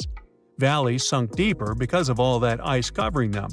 And then, temperatures dropped even lower, and a giant layer of ice covered the entire continent, hiding those old glaciers. Rivers shaped this lost world a long time ago, way before it ended up covered in ice that's almost 2 miles thick in some spots. Scientific studies of this area showed that those landscapes had been full of highlands and mountains. The ice that formed over Antarctica made the whole area very cold, so the landscape couldn't erode anymore. This means everything has remained basically the same and untouched under the ice for millions and millions of years. What's interesting is that we know less about this land hidden under the ice than about the surface of Mars. One way to explore it would be to drill through these ice sheets to check for samples of sediments below. They could tell us more about the ancient flora and fauna frozen underneath. It's not a new method. A similar method was used to collect 2-million-year-old samples in Greenland. Australia has a secret world too.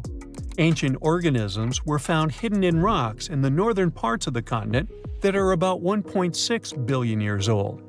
These microscopic things are part of a family called eukaryotes. The members of this family that exist today include plants, fungi, animals, and even those tiny organisms with just one cell, such as amoeba. All living things with nuclei in their cells, including us, can trace their family tree back to one of the oldest members of this family. That one is called the last eukaryotic common ancestor, and it lived more than 1.2 billion years ago. Those ancient organisms were more complex and bigger than bacteria. Maybe they were the first predators on Earth, hunting bacteria. There's something really bizarre going on at these 12 points scattered across the Earth.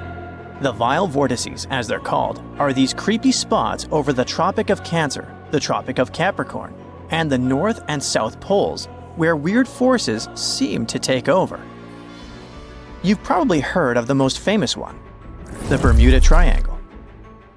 It's believed that more than 50 ships and 20 airplanes have mysteriously disappeared in this area, which is located between Florida, Bermuda, and Puerto Rico. But what most people don't realize is that the Bermuda Triangle actually has 11 siblings, and these other spots can be even more terrifying. Let's start with Mohenjo-Daro.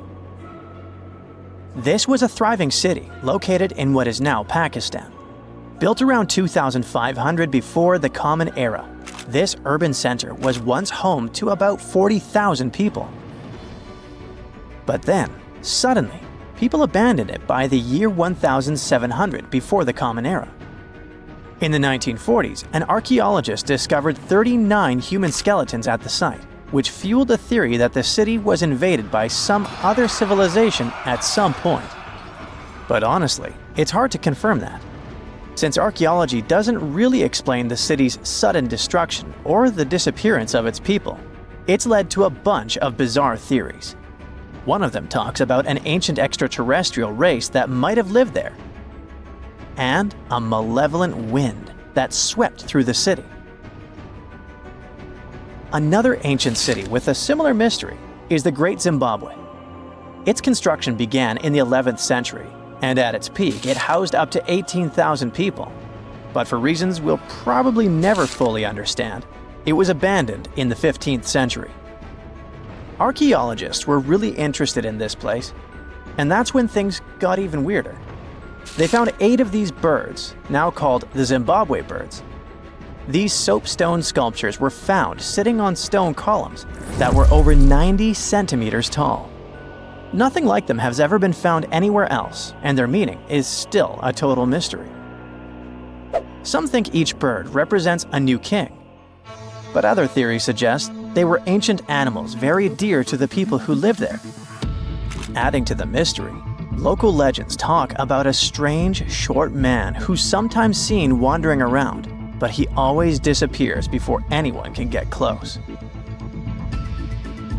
Then there's Easter Island, another one of the 12 vile vortices. It's located in the eastern Pacific Ocean, and it's famous for its nearly 1,000 enormous statues called moai. We still don't know what they mean, or how they were made. Some of them are almost 30 feet tall and weigh as much as 80 tons. Today, it wouldn't be that tough to move and carve these statues, but we're talking about a period between the years 1100 and 1680.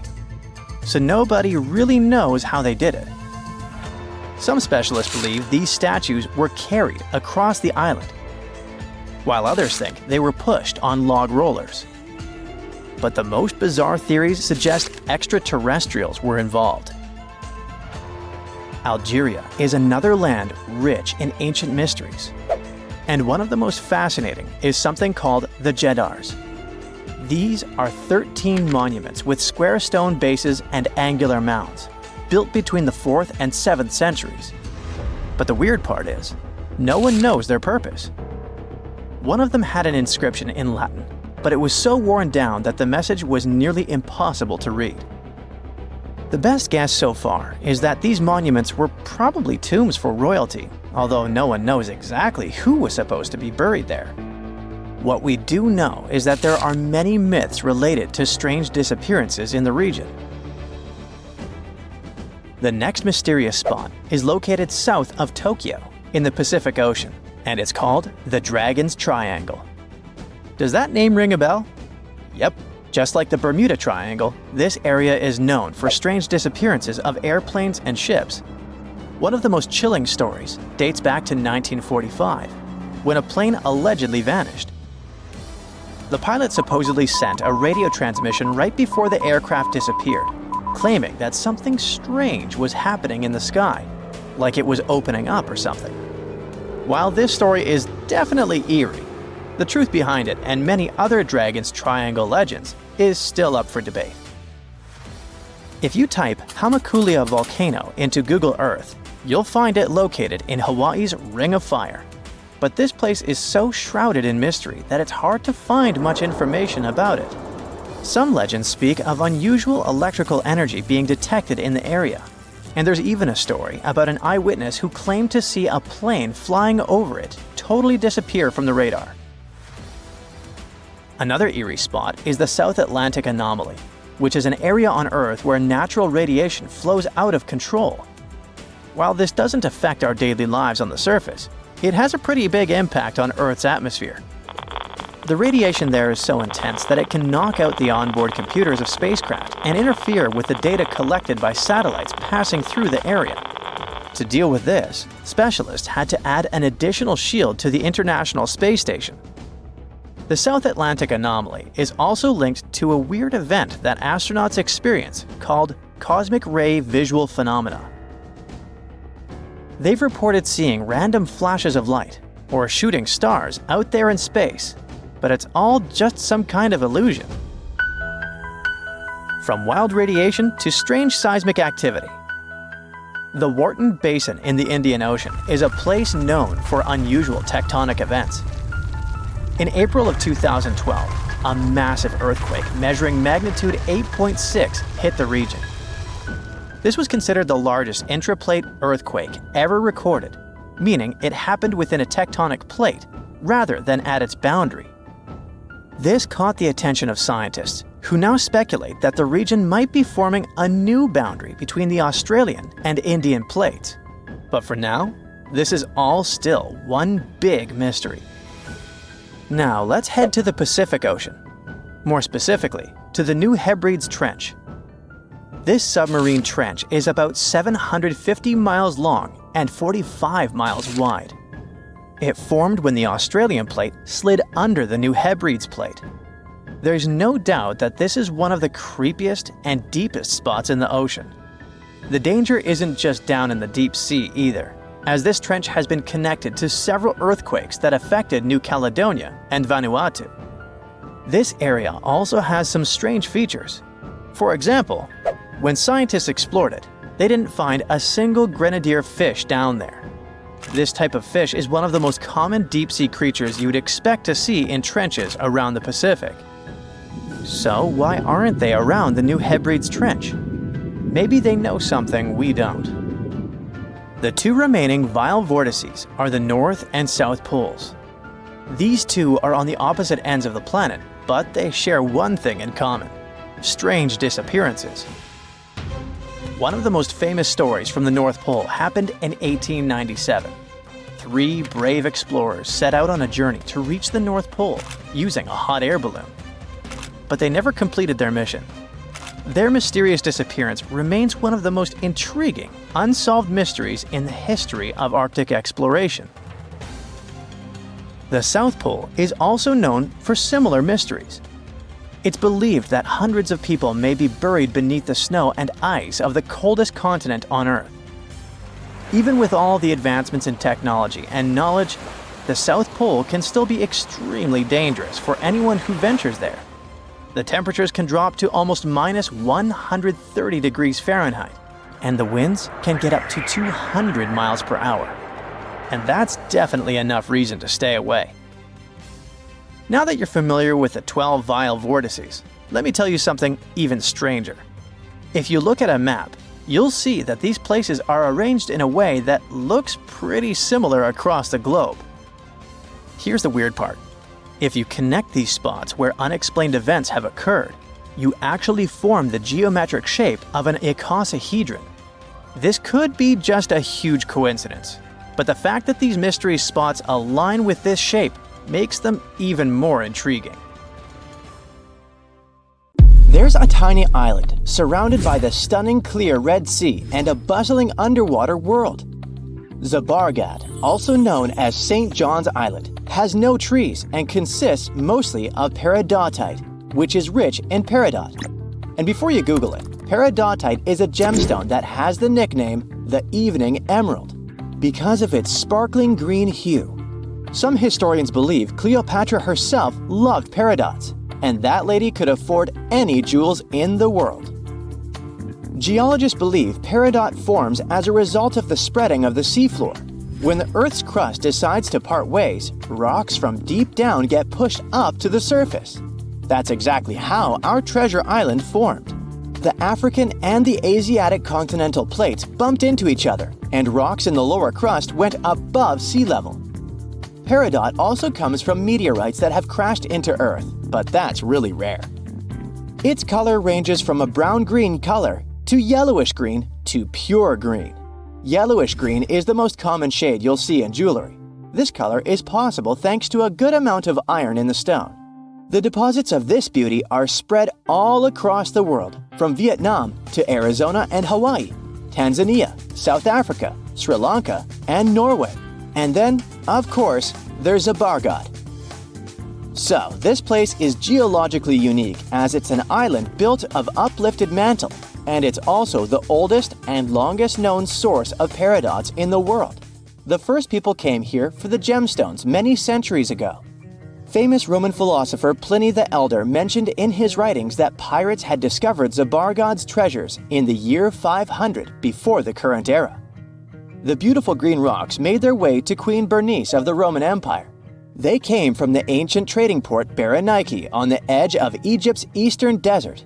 When the city fell in the 6th century, all work stopped, and the island with all its treasures stood alone for hundreds of years. In the 19th century, British explorers found the beautiful green island in the Red Sea and figured out it was the one described by Pliny the Elder a long time ago. Turkey did some mining here in the 20th century. Over just 4 years, they managed to collect over $2 million in peridots. They sent the gemstones to France for cutting. The work conditions on the island were nothing like a tropical fairy tale you could imagine. There was no drinking water for workers, so they had to install a gas-powered water condenser. Now, this territory belongs to the Elba National Park System. Most people come here to see the underwater beauties of the reefs, but if you look above the water, you can still see some beautiful sparkling peridots. If Christmas Island in Australia is on your travel list, plan the trip wisely.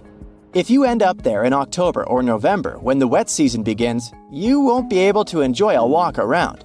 Red crabs cover the whole island like a blanket. And it's not one of those fluffy blankets you want to wrap yourself into. Over 100 million crabs are on a mission to reach the shore alive, marking a crucial phase in their life cycle. For the majority of the year, these red crabs reside in burrows and rock crevices. They have fruits, berries, fallen leaves, and various organic matter to keep them going. But when the dry season is over and the moon is in a specific phase, they know it's time to go. When they reach the coast of the Indian Ocean after several days of migration, they create deep burrows where females will eventually hatch their eggs. Once the burrows are ready, the male crabs return to the rainforests and the females stay at the beach for at least 12 days to keep the family going. The new parents are so smart, they follow the moon to pick the perfect moment with a milder tide to carry their eggs to the water. Once they hatch, the crabs bring their new family members back inland. There, they wait for the rainy season again to keep the circle of life going. To safeguard this magic, authorities close road in areas where crab migration takes place. Japan has a brand new addition to its archipelago. The world's newest landmass literally popped up in November 2023. This unnamed island is just over 300 feet in diameter. It's made of pumice and tuff left by an undersea volcano that kicked off its eruptions in October. The volcanic hustle has quieted down since then, and the waves are eroding chunks of the newly found land. Without lava flows to create a sturdy protective crust over the soft volcanic debris, the future of this freshly formed island is unstable.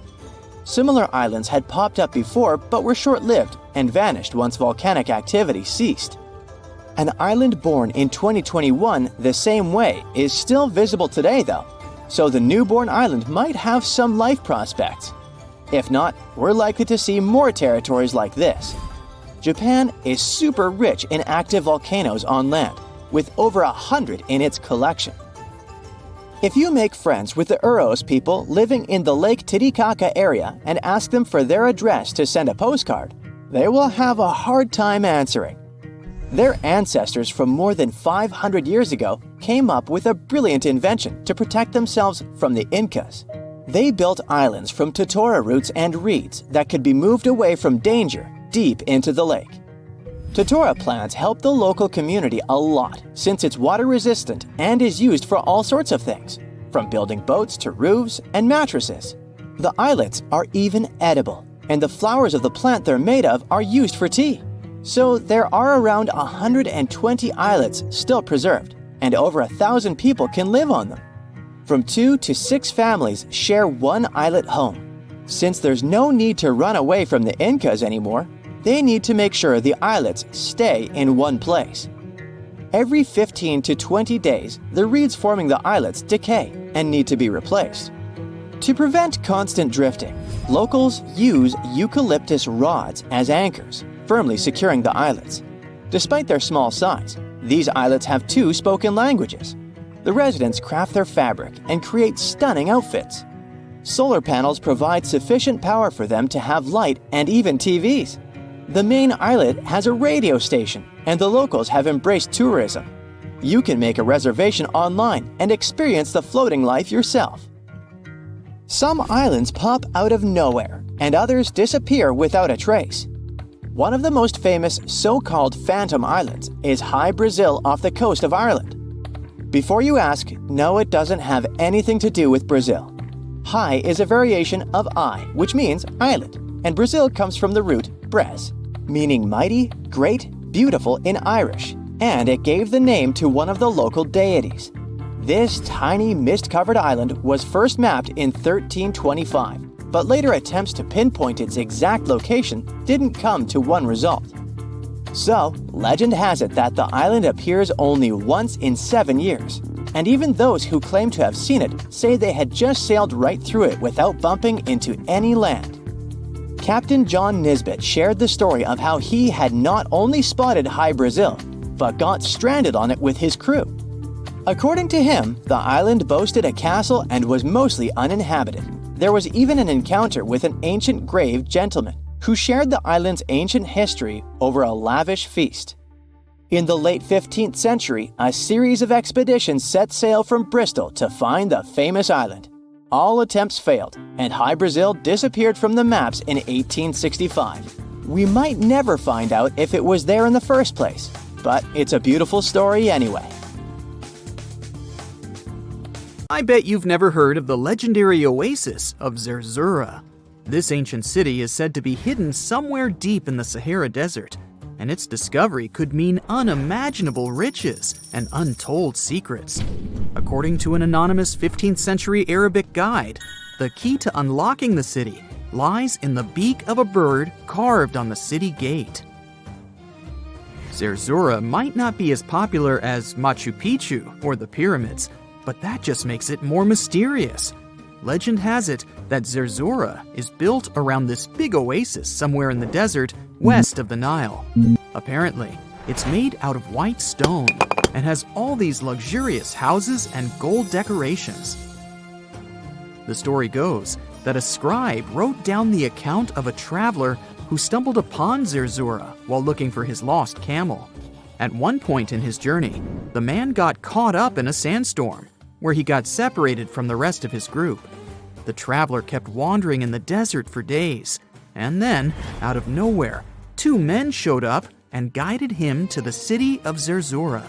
The traveler described this city as an oasis filled with little birds and made out of pure white stonework. The city is also said to be guarded by giants. In 1835, an English Egyptologist named John Gardner Wilkinson mentioned the city in one of his books. He spoke to a man from Egypt who found the city by accident after days of wandering through the desert. He mentioned some ruins, unusual stonework, and a large oasis surrounded by palm trees. The man even gave some instructions on how the city could be found, indicating that it might be in the western desert of Egypt. But here's the kicker. Even though a group of explorers went out to find Zerzura, they didn't succeed. At the same time, they did stumble upon a bunch of previously unknown oases. In the early 1900s, numerous expeditions were sent to find the city, including one with a fleet of Ford Model A trucks. But, alas, none were successful. Others say Zerzura did exist at one point, but not anymore. It's possible it was swallowed by the desert. It's believed that back in the day, the Sahara Desert was actually green. Scientists even found traces of ancient rivers that flowed through the area 100,000 years ago, creating green corridors across the desert. But Zerzura might have never been real to begin with. Maybe it only existed in the minds of people, a figment of their imagination as they were struggling in the African desert. For thousands of years, people have been obsessed with the hunt for another lost city, Atlantis. But if this place really existed, where on Earth, or under the sea, could it be? According to Plato, Atlantis was an actual place, and it was supposedly located somewhere in the Atlantic Ocean, near the Strait of Gibraltar. But how did this mythical city become synonymous with a perfect, paradise-like society? Well, you can thank Ignatius Donnelly for that. The American writer published a book in 1882 where he outlined 13 hypotheses about the existence of Atlantis. Donnelly truly believed that this lost city was where ancient humans lived in peace and joy for centuries. Donnelly even thought that Atlantis was the original source of many ancient civilizations around the world. And if we just followed Plato's clues, we could totally find Atlantis. Sounds like a treasure hunt, right? What inspired Donnelly to go on this quest in the first place, you might ask? Apparently, an amateur archaeologist discovered the city of Troy, using Homer's The Iliad as a guide. Well, if Troy was real, then why not Atlantis? Back in the day, some people believed that America was the legendary Atlantis. Columbus really stirred up some excitement when he brought back news about the New World to Europe. But the real hunt for Atlantis didn't really start until the 20th and 21st centuries. Some people tried to connect the dots between a volcanic eruption on the island of Santorini and the destruction of Minoan settlements. But in 2018, a team of investigators claimed they had nailed it, announcing they had discovered concrete proof that Atlantis had existed. What was their evidence, you ask? A series of mysterious circles in a national park in Spain. But the circles turned out to be nothing more than experimental ponds for studying zooplankton. Let's face it, there's no real evidence that Plato's lost city of Atlantis actually existed. But it doesn't make searching for it any less exciting, does it? The Fountain of Youth isn't a lost city per se, but it is another mythical location that many have claimed to have stumbled upon over the years. Long ago, people were obsessed with the idea of living forever, or at least extending their lives as much as possible. Each culture had its own wild story, like the Greeks talking about a magic fountain that let people live longer, or Alexander the Great finding a river of paradise that could heal the wounded. Japanese legends spoke of hot springs that could make you young again, while the Caribbean locals talked about the restorative powers of the water in one of their own mystical lands. Explorers searched far and wide for these magical waters, but nothing. Probably the most famous of all was the story of the Spanish explorer Juan Ponce de Leon, who thought he'd found it in Florida. Now, Ponce de Leon was quite a character. He sailed with Columbus and became an important figure in the area now known as the Dominican Republic. He found gold in Puerto Rico and even became the island's administrator. But when the ruler of Spain decided to replace him in his duties, he got upset and decided to explore Florida, looking for gold and the elusive Fountain of Youth. He explored the Bahamas, but sadly, he didn't find any gold or magic water. He did, however, make his way to Florida. He explored the coast and even discovered the Gulf Stream. Unfortunately, his last expedition didn't go well, and he was wounded. But the legend of him searching for the Fountain of Youth lived on. Even though historians don't think he was really looking for the Fountain of Youth, thousands of people visit the Fountain of Youth Archaeological Park every year to try the sulfur-smelling water. It's the oldest attraction in Florida, which has been around since the 17th century. Some say the water has unusual properties, but I'll leave that up to you to decide after you visit this place. Norse mythology has its own mysterious land called Thule. It's said to be somewhere between Scandinavia and Iceland, where the sun barely shines and the cold bites hard. The folks there survive on a diet of millet, herbs, fruits, and roots, washed down with a grain and honey brew. As for its exact location, scholars can't seem to agree on it to this day. The legendary ancient Greek explorer Pytheas was said to be the first to stumble upon Thule during his quest for tin mines. He sailed his way up north, passing by Scotland, and after 6 long days of sailing, he reached Thule. The people there, according to Pytheas, were quite primitive, but that's no surprise since they were just simple farmers living off the land. They showed Pytheas where the sun set on the shortest day of the year.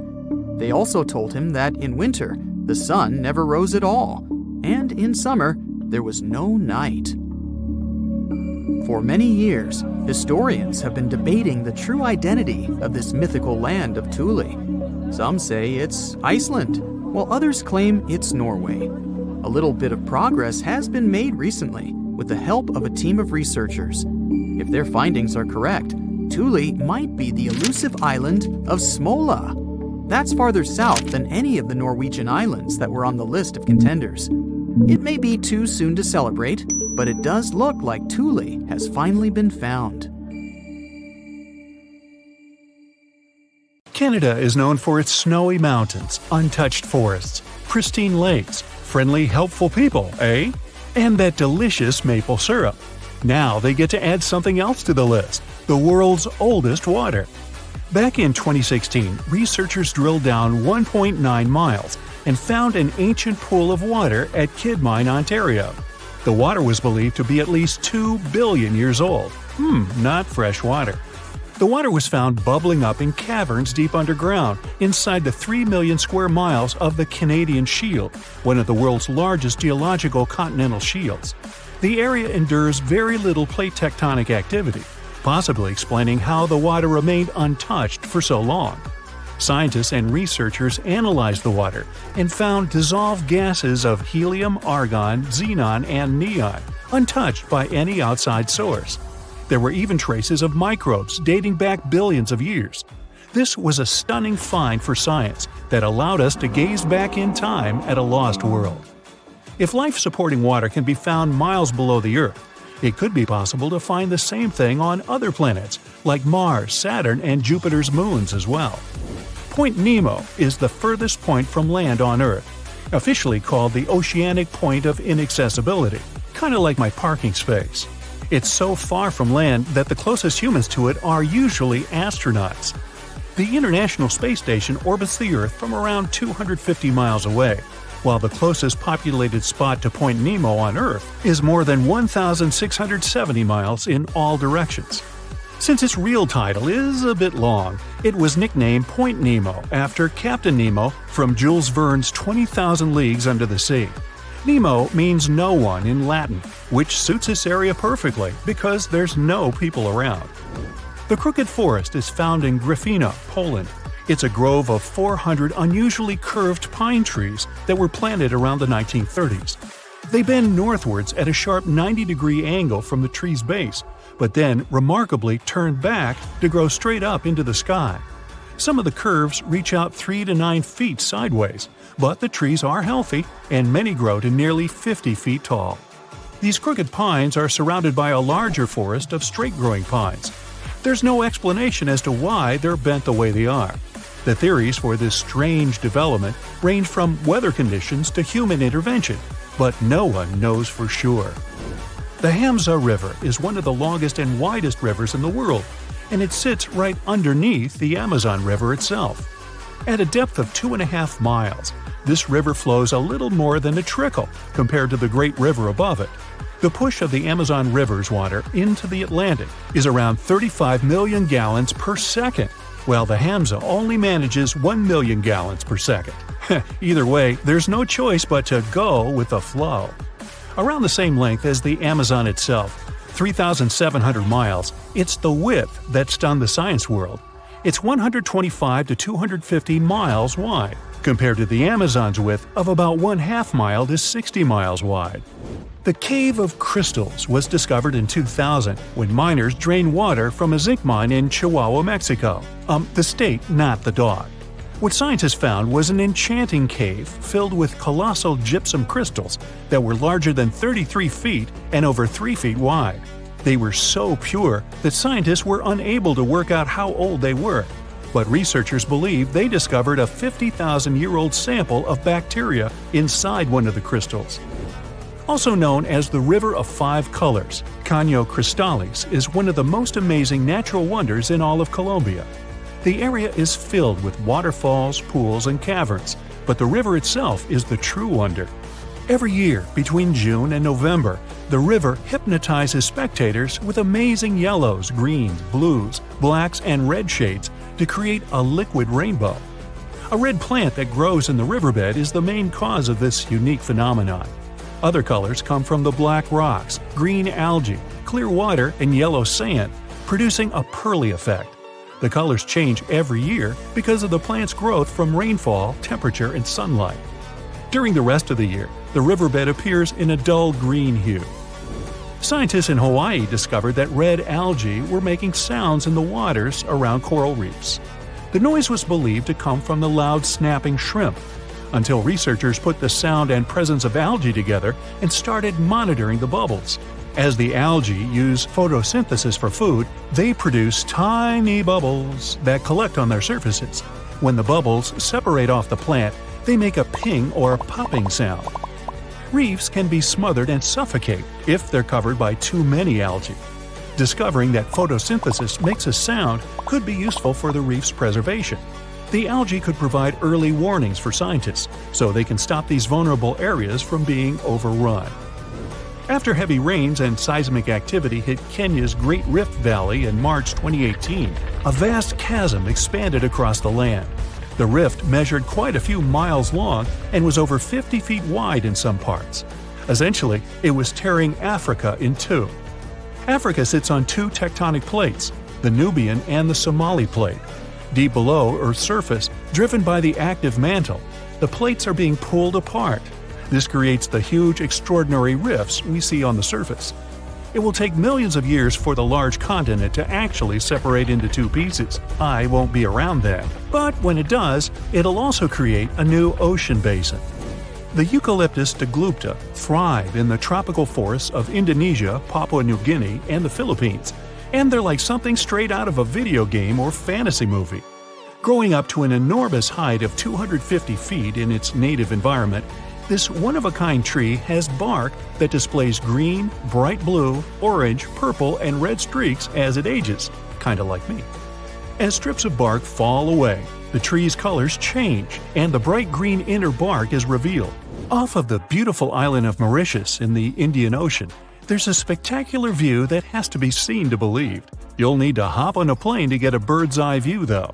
What looks like an underwater waterfall is actually sand from the shores being pushed off of a high coastal shelf by ocean currents. It falls all the way into the deep dark depths of the ocean on the southernmost tip of the island.